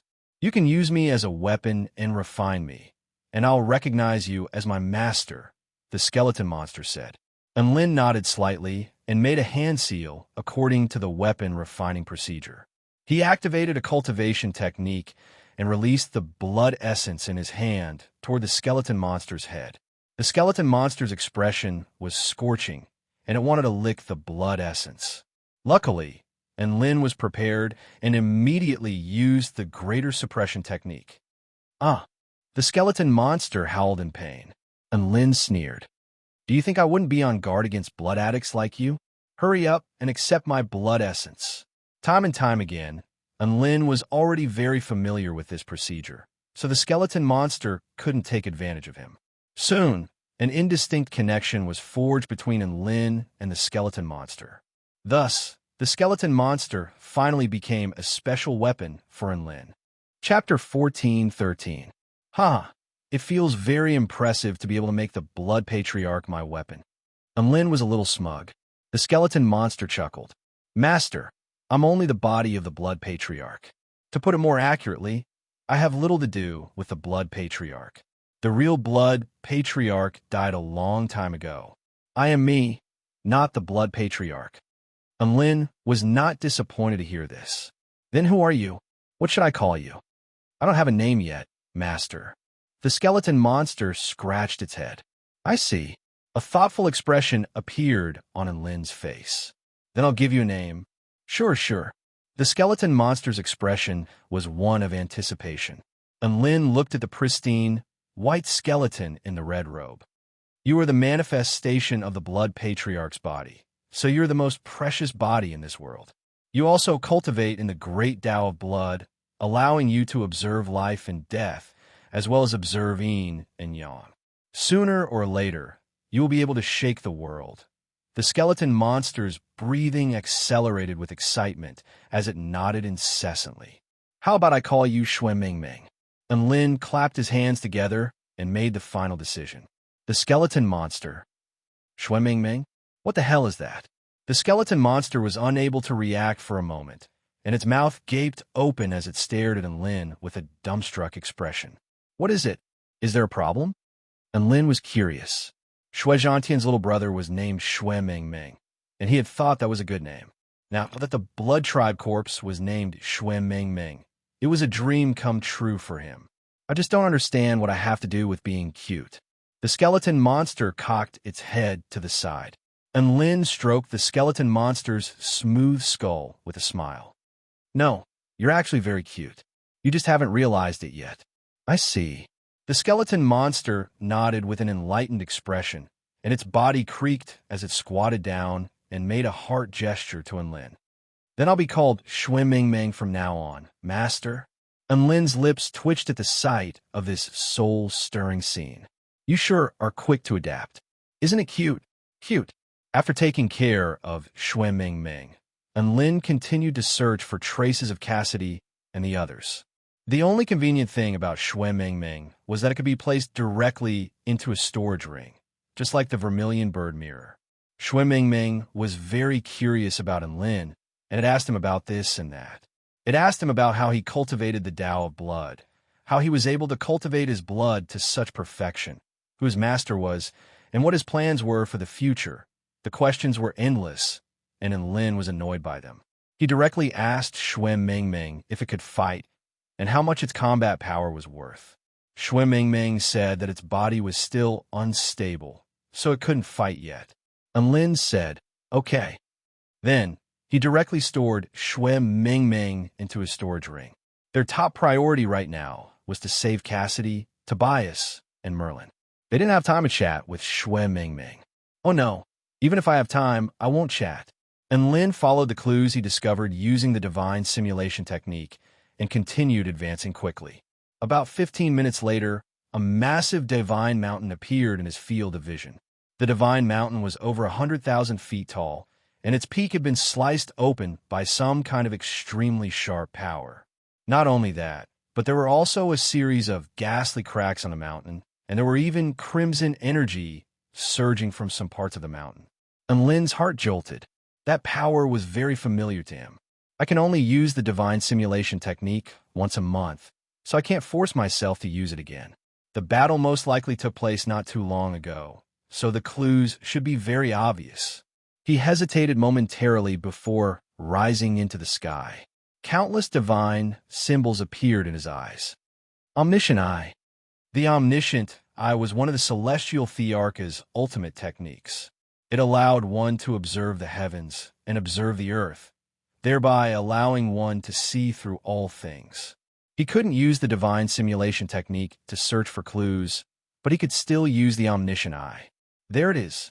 Enlin turned and immediately set off in another direction. There was still time. Hopefully, there was still time on a vast expanse of yellow sand. A thin man with a pair of pitch-black eyes and long black hair trailing down his back was dragging 3 black coffins with ghostly faces engraved on them with metal chains as he slowly made his way forward. Even though he was making his way forward slowly, his speed was actually extremely fast. It was as if the ground had shrunk to an inch, and with every step he took, his body would traverse countless kilometers. Stop right there. A loud roar erupted from a distance. A pitch-black sword projection descended from the sky like a heavenly blade slicing through heaven and earth, and it slashed toward the man's head at an extremely fast speed. The man raised a hand and made a grabbing motion toward the sword projection. That shocking sword light was actually tightly held in his hand. Bam! The sword projection was crushed by the man's brute force, and it transformed into countless energy fragments that dissipated into the air. You're the one who barged into my tribe's holy land? The man raised his head, and his pupils contracted slightly upon seeing the white-robed young man's face. It's you, Enlin? Enlin descended to the ground and stared intently at the 3 coffins behind the man as a powerful killing intent erupted from his body. What did you do to Cassidy and the others? The man didn't answer. Instead, he stared at Enlin with his inky black eyes as he murmured to himself. The sect leader of the 4-9 Immortal sect was acknowledged by the Blood Patriarch and entered the Holy Land. So you're the holy leader they're talking about? Interesting. How interesting. To think that something like this could happen in this world. Boom! Heaven and earth suddenly fell into a vast expanse of darkness. Divine Tool Domain. Enlin abruptly charged toward the man, and his sword fell like lightning. The man's expression remained unchanged as he raised a hand to block Enlin's sword again. The angle of the sword was extremely precise, and his fingers clamped tightly onto the blade of Enlin's sword. A terrifying power flowed from his fingers, and he was able to keep Enlin's sword at bay. "I'm asking you, what did you do to Cassidy and the others?" Enlin gritted his teeth. "They're already dead." A smile appeared on the man's face. Enlin took a deep breath as a cold expression appeared on his face. "If that's the case, then you can go and accompany them. Vanquish the heavens and slay all evil annihilation." Bam! Blood splattered through the air. The man's head suddenly exploded and was annihilated into the tiniest particles. Enlin's rage was completely unquenchable, and he didn't mind using his trump card right from the get-go to kill this man. He was just about to withdraw his sword when he discovered that the evil-slaying sword was still clamped tightly between the man's fingers, and there was no sign of him letting go. Enlin stared at the man before him with astonishment on his face. The blood on the man's decapitated body wriggled incessantly before quickly disintegrating to form another head. A smile appeared on the man's face. "As expected of the holy leader, you are indeed very powerful. However, you don't seem to know who I am. Otherwise, you wouldn't have the courage to attack me." Boom! The space around the man began to collapse as darkness sucked in everything. Enlin looked at the man before him, and he felt as if he had seen a boundless abyss of darkness and nothingness, guiding all living beings to oblivion and death. "I, Emperor Mang, am renowned as the most powerful holy disciple in the history of the Blood Tribe. I rule over absolute life and death. What right do you have to oppose me?" Emperor and Mang stepped forward, and a divine black light erupted into the sky, breaking through Little Sia's divine tool domain in an extremely violent manner as he thrust a palm toward Enlin. Chapter 14:14. Emperor and Mang's palm, imbued with the true intent of annihilation, instantly proliferated for over 50 kilometers. Enlin could sense an even more terrifying power than when he was battling Emperor Yideng. Almost without any hesitation, he immediately used the evading turtle technique. A green light erupted as a tough shell materialized over his body, presenting him with an extremely awe-inspiring sight. At the same time, Emperor and Mang's palm, imbued with the power of the divine Tao, had already landed on Enlin's turtle shell. Bam! A dull thump erupted. The palm collided with the turtle shell, and the divine Tao light of darkness invaded the turtle shell in a frenzy. Enlin's most powerful defense, the evading turtle technique, was riddled with cracks. F***CK off. Enlin borrowed on the turtle shell to quickly retreat. Emperor and Mang didn't think that Enlin would be able to withstand his palm, and he was a little surprised. However, he didn't hesitate to press on with his attack as he unleashed two black chains from his arms, which pierced through space. The chains were like spears that hurtled toward Enlin's shoulders. The turtle shell, which had already been cracked open by the palm, finally began to shatter after being struck by the extremely powerful chains. This was also the first time that Enlin's evading turtle technique had been shattered so violently. Emperor and Mang wore a cold expression as he interlaced his fingers, upon which a black ball appeared in his palm, exuding a terrifying power of annihilation. Cycle of life and death, the dead are eternal. He pushed his hands forward, and the black ball flew through the air. "It's over, infinite reincarnation tribulation." Enlin sensed an extremely dangerous aura as soon as the ball flew through the air. He immediately unleashed his heavenly wind power, and a divine halo appeared above his head. Wind of absolute power. Boom! The black ball exploded with a resounding boom. Boundless darkness instantly engulfed heaven and earth, sucking away all things in this world. The more tribulations accumulated, the more destructive they would be. After accumulating countless tribulations, they could even destroy karma and return the universe to chaos. Even though Emperor and Mang couldn't do this, he had already carved out his own path. The endless eons of tribulation turned into the most despairing darkness, devouring and destroying everything. Enlin looked at darkness, which could even devour light, and his expression changed drastically. What Emperor Meng had just tossed out wasn't a spell technique. It was a King black hole. Boundless, devouring, and destructive power tore at his body in a frenzy. The earth had already been stripped and devoured, turning into nothingness. The sky also began to collapse, the void shattered, and the atmosphere disappeared. The black hole instantly engulfed Enlin's figure, and then crazily expanded to a radius of 10 li, a radius of 100 li, a radius of 200 li, a radius of 400 li. It was like an apocalyptic calamity that wanted to devour everything cleanly. However, in the end, Emperor Meng's body swayed slightly, as if he were unable to hold on any longer. With great difficulty, he formed a hand seal, shouted, and took the initiative to withdraw the spell. The darkness that could devour all things began to shrink, returning to its origin and disappearing. Even a lion will use its full strength to capture a rabbit. I will not underestimate any enemy. Emperor Meng stood in midair and looked down at the empty space around him. The earth had already been reduced to a bottomless abyss, and the sky had already collapsed and shattered.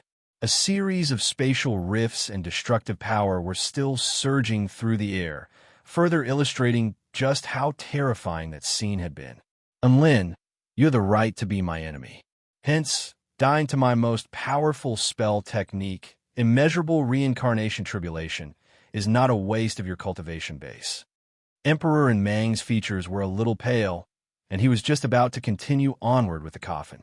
All of a sudden, his expression shifted drastically, and he tried to retreat. Heavenly Blade! A clear cry erupted from the distance. A thin white line sliced through the air, hurtling toward Emperor Meng at an extremely terrifying speed. Emperor Meng was greeted by the sight of the white-robed Enlin emerging from the abyss, completely unscathed. He immediately thrust a hand toward the thin white line while gripping the air with his other hand. Immeasurable reincarnation, tribulation. Again, Enlin's pupils contracted in shock. However, the absolute defense of his wind of absolute power was still maintained, so he wasn't afraid of Emperor Meng's attack. A wisp of white light erupted from chaos before abruptly stabbing toward Enlin's chest. What? It wasn't a black hole? Enlin's heart jolted with shock as a searing pain erupted from his chest. The wisp of white light had pierced through his heavenly wind power defense and punctured his chest. Bam! Blood mist sprayed forth. Enlin stared down at his chest with incredulity on his face. Right at this moment, the heavenly blade had also sliced Emperor Meng's arm and body cleanly in half. What? How could it be so sharp? Emperor Meng was also staring at Enlin with incredulity on his face as the two halves of his body plummeted from the sky. Enlin swallowed 2 immortal pills before activating his evergreen technique to heal the wound on his chest. I get it now. The immeasurable reincarnation tribulation not only brings about the destruction of darkness, but also brings about the rebirth of everything after the destruction. No wonder it's called the immeasurable reincarnation. That wisp of white light was the power of life that could split heaven and earth apart. In the next instant, Emperor Meng's 2 halves of his body also approached each other before fusing back together. Enlin wasn't surprised to see this. Emperor Meng's life force was simply far too powerful. He could even regrow his head after it was blown off, so it was within expectations that he would be fused back together after being sliced in half. The life force of the blood tribe really is troublesome. Enlin heaved a faint sigh. Emperor Meng stared intently at Enlin with his inky black eyes. What was that power you used just then? It was the power of the primordial world, Enlin replied with a buoyant smile. The power of the primordial world. Emperor Meng's expression became grave. It sounded very powerful. To think that you possess such an unfathomable power. No wonder the 3 holy disciples are so loyal to you. Killing intent welled up in Emperor Meng's heart again. A faint smile appeared on Enlin's face. I didn't subdue them through power. Then what is it? Emperor Meng asked. In the past, with his personality, there was no way he would waste so much time talking to Enlin. he would simply kill him with absolute power. However, after Enlin displayed a series of incredible powers, he was beginning to become curious about everything about Enlin. Enlin extracted a drop of blood from the wound on his chest that had yet to fully recover. That's what I'm relying on. Do you want to try it? Enlin felt like he wouldn't be able to win if he were to fight Emperor and Meng to the bitter end. He had unleashed a series of high-intensity spell techniques and even the power of the heavenly gods a few times, so his energy was almost completely depleted. Even though he had a large number of immortal pills to replenish his energy, he was still no match for Emperor and Meng in terms of condition. He had to think of some other way to win this battle. Emperor and Meng faltered slightly at the sight of the blood hovering on Enlin's fingertip before bursting into laughter. Are you kidding me? You're telling me you used your blood to make them loyal to you? Is there anyone in this world who knows more about blood than the Blood Tribe? Why do you think Cassidy and the other two received the acknowledgement of the Blood Patriarch at the same time? Enlin asked.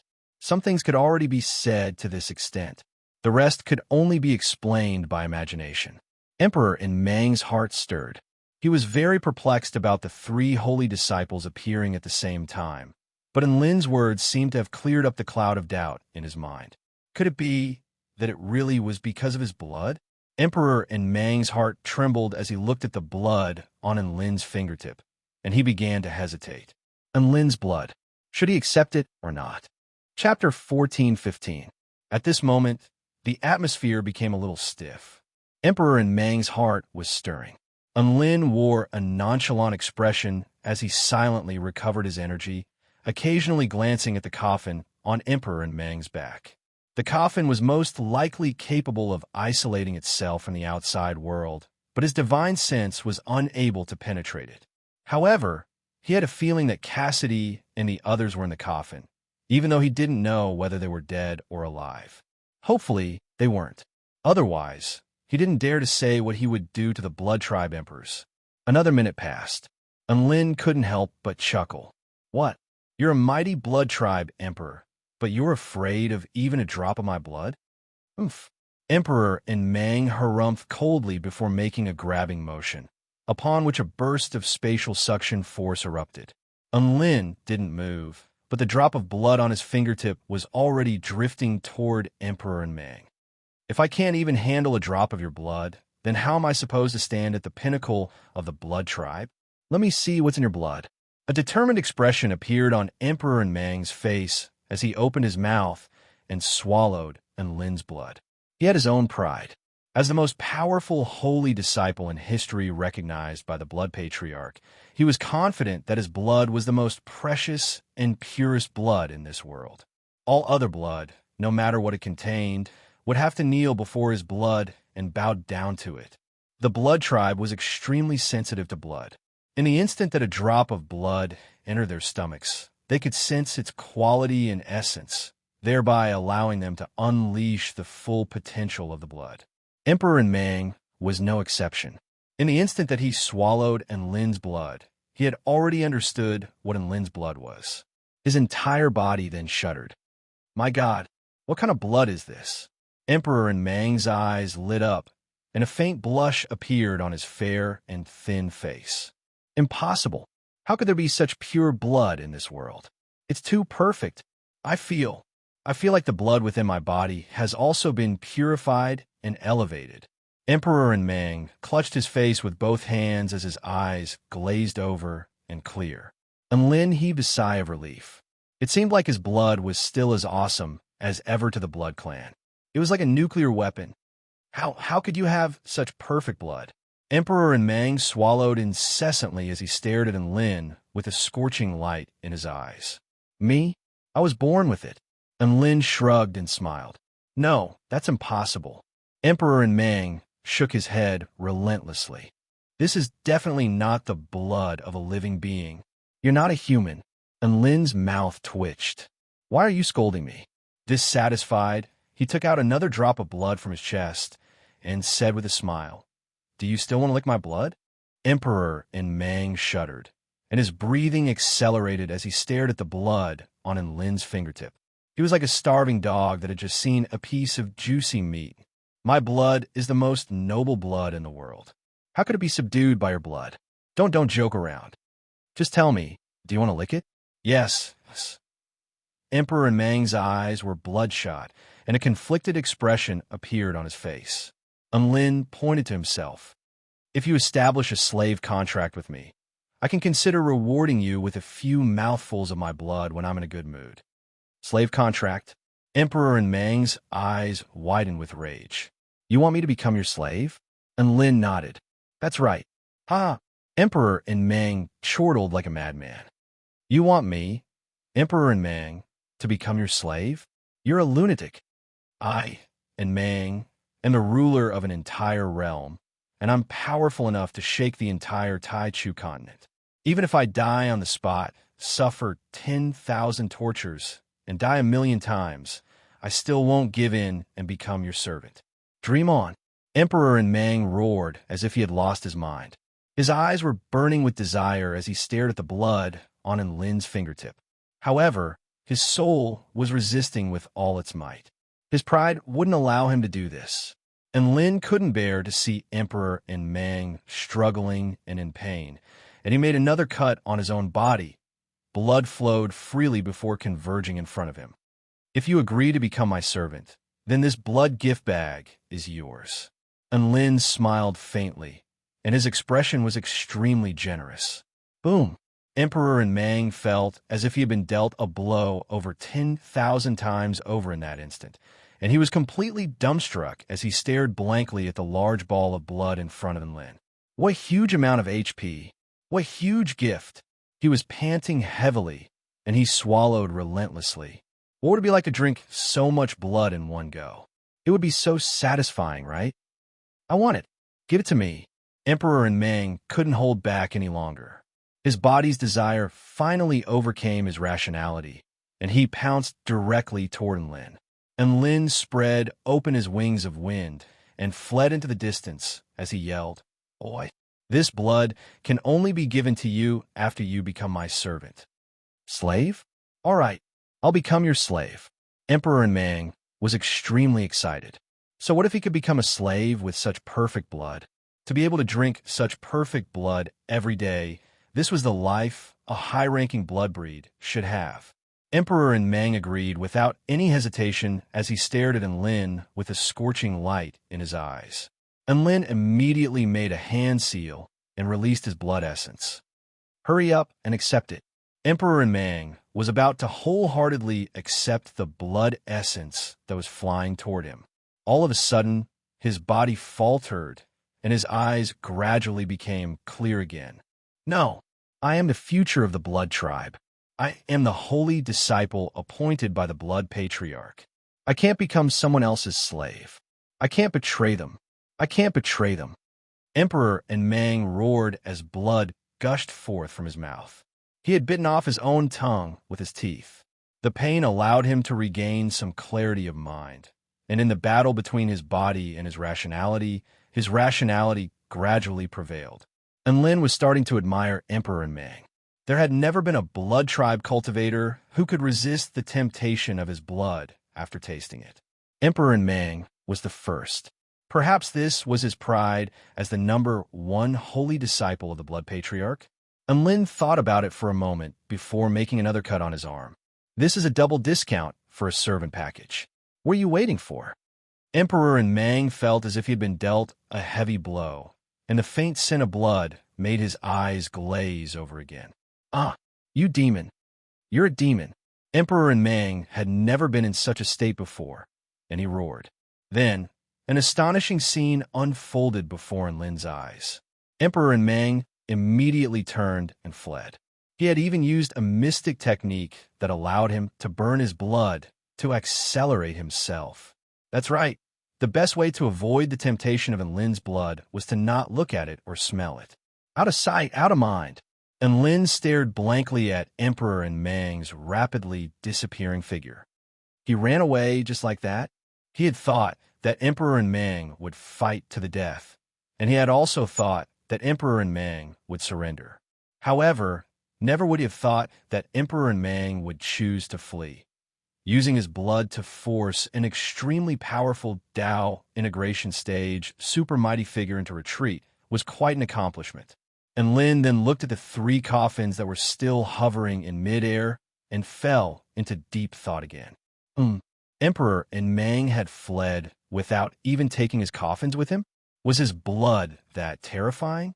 Chapter 14:16. And Lin faltered on the spot for a few seconds before flying toward the 3 hovering coffins. It appeared that Emperor and Mang really had been severely traumatized. Otherwise, he wouldn't have left such an important coffin here and fled without even bothering to put it away. And Lin made his way over to the 3 black coffins and tried to open them. However, the coffin lids were stuck to the coffins as if they were a part of the coffin, and he couldn't move them at all. And Lin had no choice but to use his divine inspection technique again. A string of information appeared in his mind. Soul-perishing coffin. A coffin imbued with Emperor and Mang's power of the divine Tao. This is an intermediate rank immortal tool that can seal away all of the living beings' powers and force them into a deep slumber. The most convenient way to open the coffin was to awaken the living being within the coffin with its favorite object, upon which the soul-perishing coffin would open automatically. And Lin was ecstatic upon seeing this information. Coffins were used for sealing, not for burying, which meant that Cassidy and the others were still alive. As for the favorite object of the living being within the coffin, and Lin silently flicked the 3 drops of blood onto the surface of the coffin lids. He wasn't being narcissistic, but no blood tribe cultivator could resist the allure of his blood. Sure enough, boom, boom, boom, 3 resounding booms erupted. Cassidy, Tobias, and Merlin all rose to their feet with scorching expressions on their faces. Blood. Super delicious blood. It's a delightful aroma. This is my pursuit and the value of my life. The seductively beautiful Cassidy, the burly Tobias, and the handsome Merlin flew out and licked the blood off the coffin lid without any hesitation. And Lin, I went to great lengths to get you out of here, and you're going to suck up to me without even informing me first? And Lin instantly wiped the blood off the coffin with a disdainful expression. The properties of the new blood were still unknown, so he couldn't give it to them for now. Cassidy's slender body shuddered as she turned her head to look at Lin. There was a look of astonishment on her beautiful face, and she seemed to have just come to her senses. Soon, her seductive red eyes were filled with tears. Master! She threw herself at Lin and hugged him tightly. Burying her head in his chest, she burst into tears. I thought I would never see you again. I didn't think that you would really come to save us. You even saved us successfully. Sob, sob, sob. The 4 emperors of the blood tribe have all been mobilized. I didn't expect you to come to our rescue without any hesitation. I can only imagine how many trials and tribulations you've endured. You're the best master in this world. Merlin was also wiping tears from his eyes. He felt like it was a great thing to have such a good master. Even an army of 100,000 blood tribe soldiers and 4 blood tribe emperors couldn't stop the sacred ancestor. How domineering was this? How majestic and magnificent. It's the greatest honor of my life to be able to serve our sacred ancestor. Tobias didn't shed tears easily, but his face was covered in snot. And Lin couldn't stand this mushy scene any longer, and he hurriedly cut him off. All right, let's get out of this place first. Yes, sacred ancestor. Yes, master. Cassidy was still clinging onto Lin's body, and her large breasts were rubbing against him. Lin swatted her aside. Don't try to take advantage of me. The 3 holy disciples followed behind, and Lin obediently, as they made their way toward the exit of the blood tribe holy land. Sacred ancestor, how is Emperor and Mang? He was scared away by me. Gasp! The 3 holy disciples drew a sharp intake of breath. Sacred ancestor, we discovered the remains of the blood patriarch in the Holy Land. Do you want to try your luck and take it with you? Oh, is that what you're talking about? It has already accepted me as its master. And Lin pulled out Ming. Gasp! The 3 holy disciples all drew a sharp intake of breath. As expected of the sacred ancestor. He's so bad *SS. I knew the sacred ancestor was omnipotent. I was right. Even the blood patriarch has become the sacred ancestor's servant. Who else in this world can stop the sacred ancestor? The three holy disciples exclaimed in admiration as they stared at the man in the flowing white robe with scorching light in their eyes. Shui Mingming raised its head proudly. I am the remains of the blood patriarch, and my name is Shui Mingming. Why don't you kneel down before me? Shui Mingming. Cassidy was dumbstruck. Shui Mingming. The red-robed skeleton spoke with an authoritative expression. Uff. Tobias couldn't help but burst into laughter. Ha ha! Merlin also couldn't help but burst into laughter. Cassidy repressed her laughter with difficulty. That's a good name. The blood patriarch, who had once reigned supreme over the entire world, was now referring to himself as Shui Mingming. The three holy disciples couldn't help but burst into laughter upon seeing this. What's wrong? Is the name funny? Are you questioning my naming skills? Enlin glowered at the three holy disciples with an enraged expression. The three holy disciples immediately stopped laughing upon hearing that Enlin had come up with the name. Instead, they began to praise Shui Mingming with all their might, saying that it was a noble name that was filled with love. Shui Mingming's expression eased slightly, and it returned to Enlin's storage ring. Enlin had his own reasons for coming up with this name.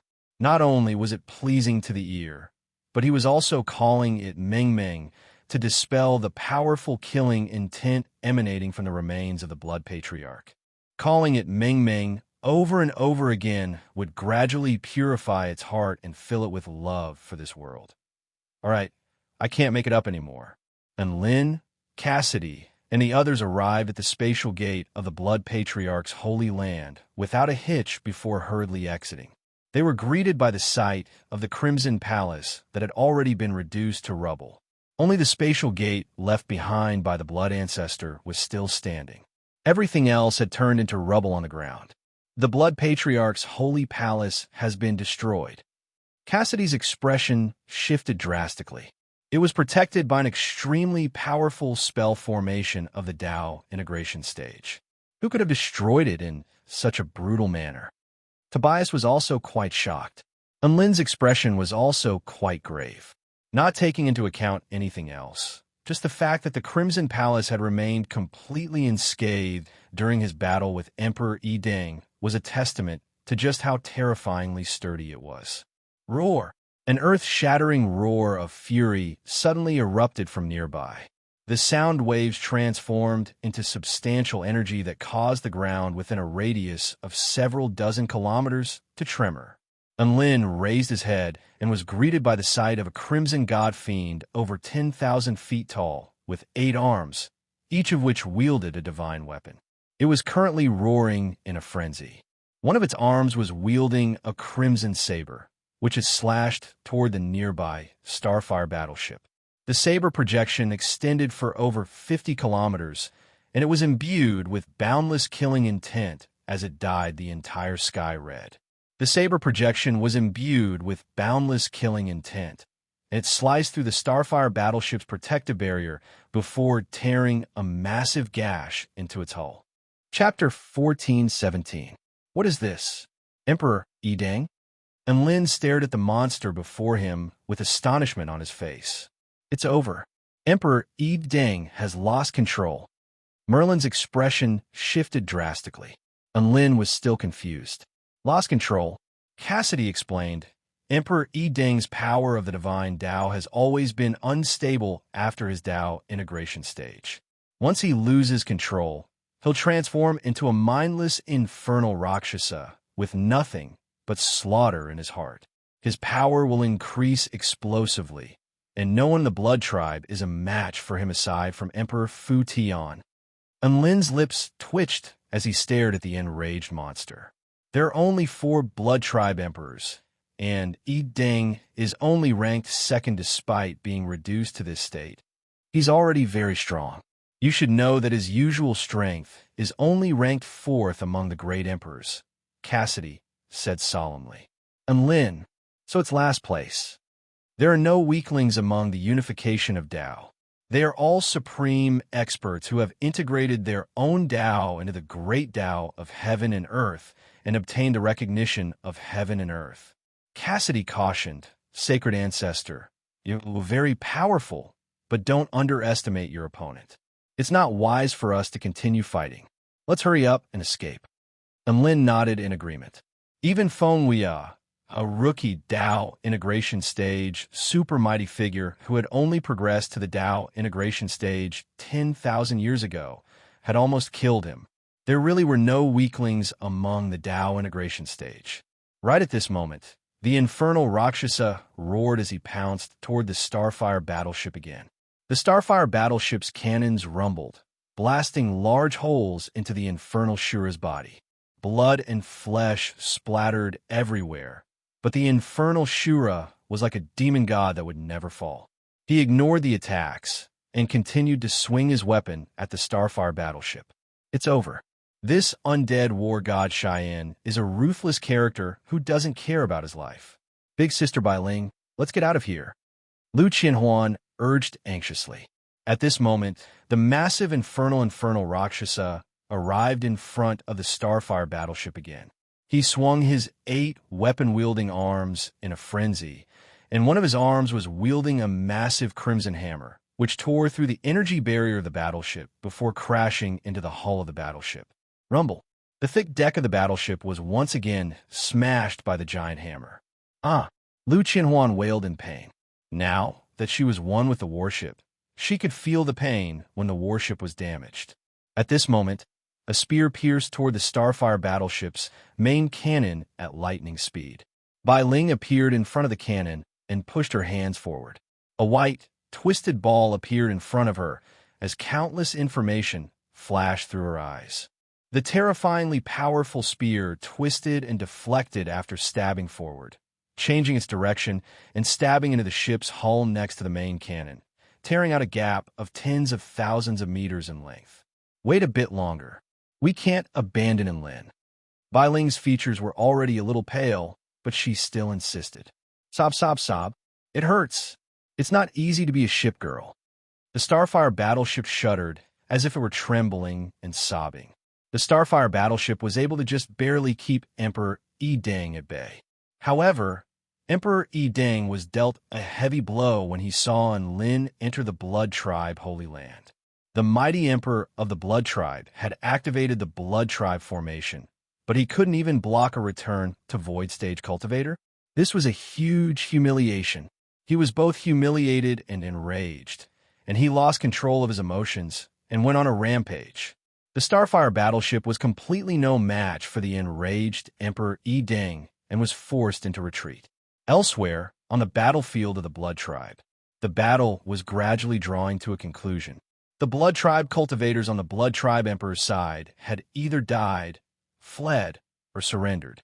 There wasn't much left for them to fight. Tina was currently treating Su Xiaolan and Xiao Zhe's injuries. The other 2 Holy Golden Guardians had already been stowed away into Little Na's Pokeball. Little Na could have killed them on the spot, but she decided to wait for the Pokeball to cool down before stowing them away into her Pokeball. The 3 Holy Golden Guardians should be neat and tidy. After stowing away the 3 Holy Golden Guardians, Yi Deng had gone on a rampage and severely wounded Su Xiaolan and Xiao Zhe with a single sword strike, so she hurriedly transferred the 2 of them to another battlefield for treatment. We can't hold on any longer. The Starfire battleship won't be able to hold on for much longer. We have to get out of here, Tina said in a panicked voice as she looked at the crumbling battleship in the distance. Su Xiaolan's jade dress was stained with blood, and she pursed her lips tightly as she looked up at the shattered Blood Patriarch Holy Palace with a stubborn expression. If we leave now, Enlin will have to face an enraged Yi Deng after coming out of the Holy Land with so much difficulty. He'll be in great danger, won't he? Well, a hesitant expression appeared on Tina's face. She was clearly also concerned about Enlin's situation.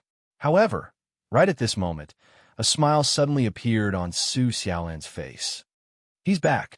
The massive Fiend Celestial over 10,000 feet tall pounced toward the Starfire battleship again, and the battleship quickly retreated while unleashing a barrage of super kinetic energy blasts.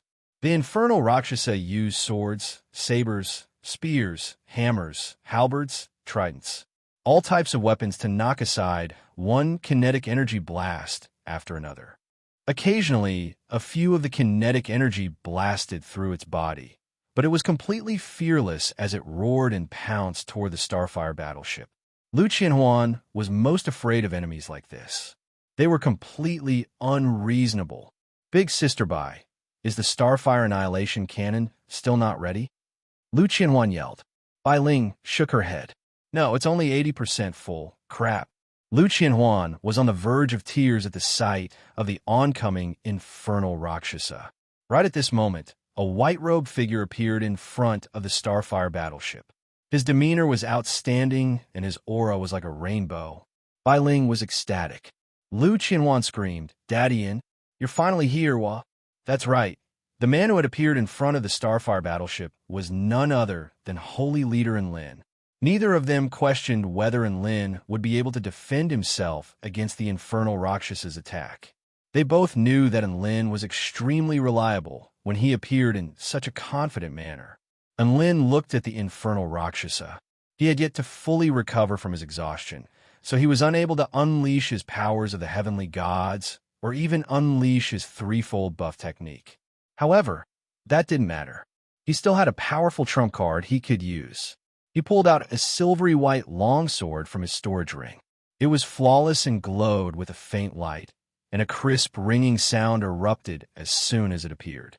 This is probably my most expensive trump card. A wistful expression appeared on Enlin's face as he looked at the blade of the sword. The Great Harmony Immortal Sword. I extracted a wind essence crystal from a realm of endless wind and tempered it for 3,000 years with Feng Wuya's power of the Divine Tao. This is an extremely powerful intermediate rank immortal sword among wind types. When I was at the soul formation stage, I was unable to use this technique against immortal tools. However, after reaching the return to void stage, I will be able to unleash even more power from the 6 strikes of the war god. Cracks began to appear on the surface of the silvery white longsword. Terrifying energy imbued with the aura of an immortal tool proliferated outward. 6 strikes of the war god, sword burial. Bam! The Great Harmony Immortal Sword exploded.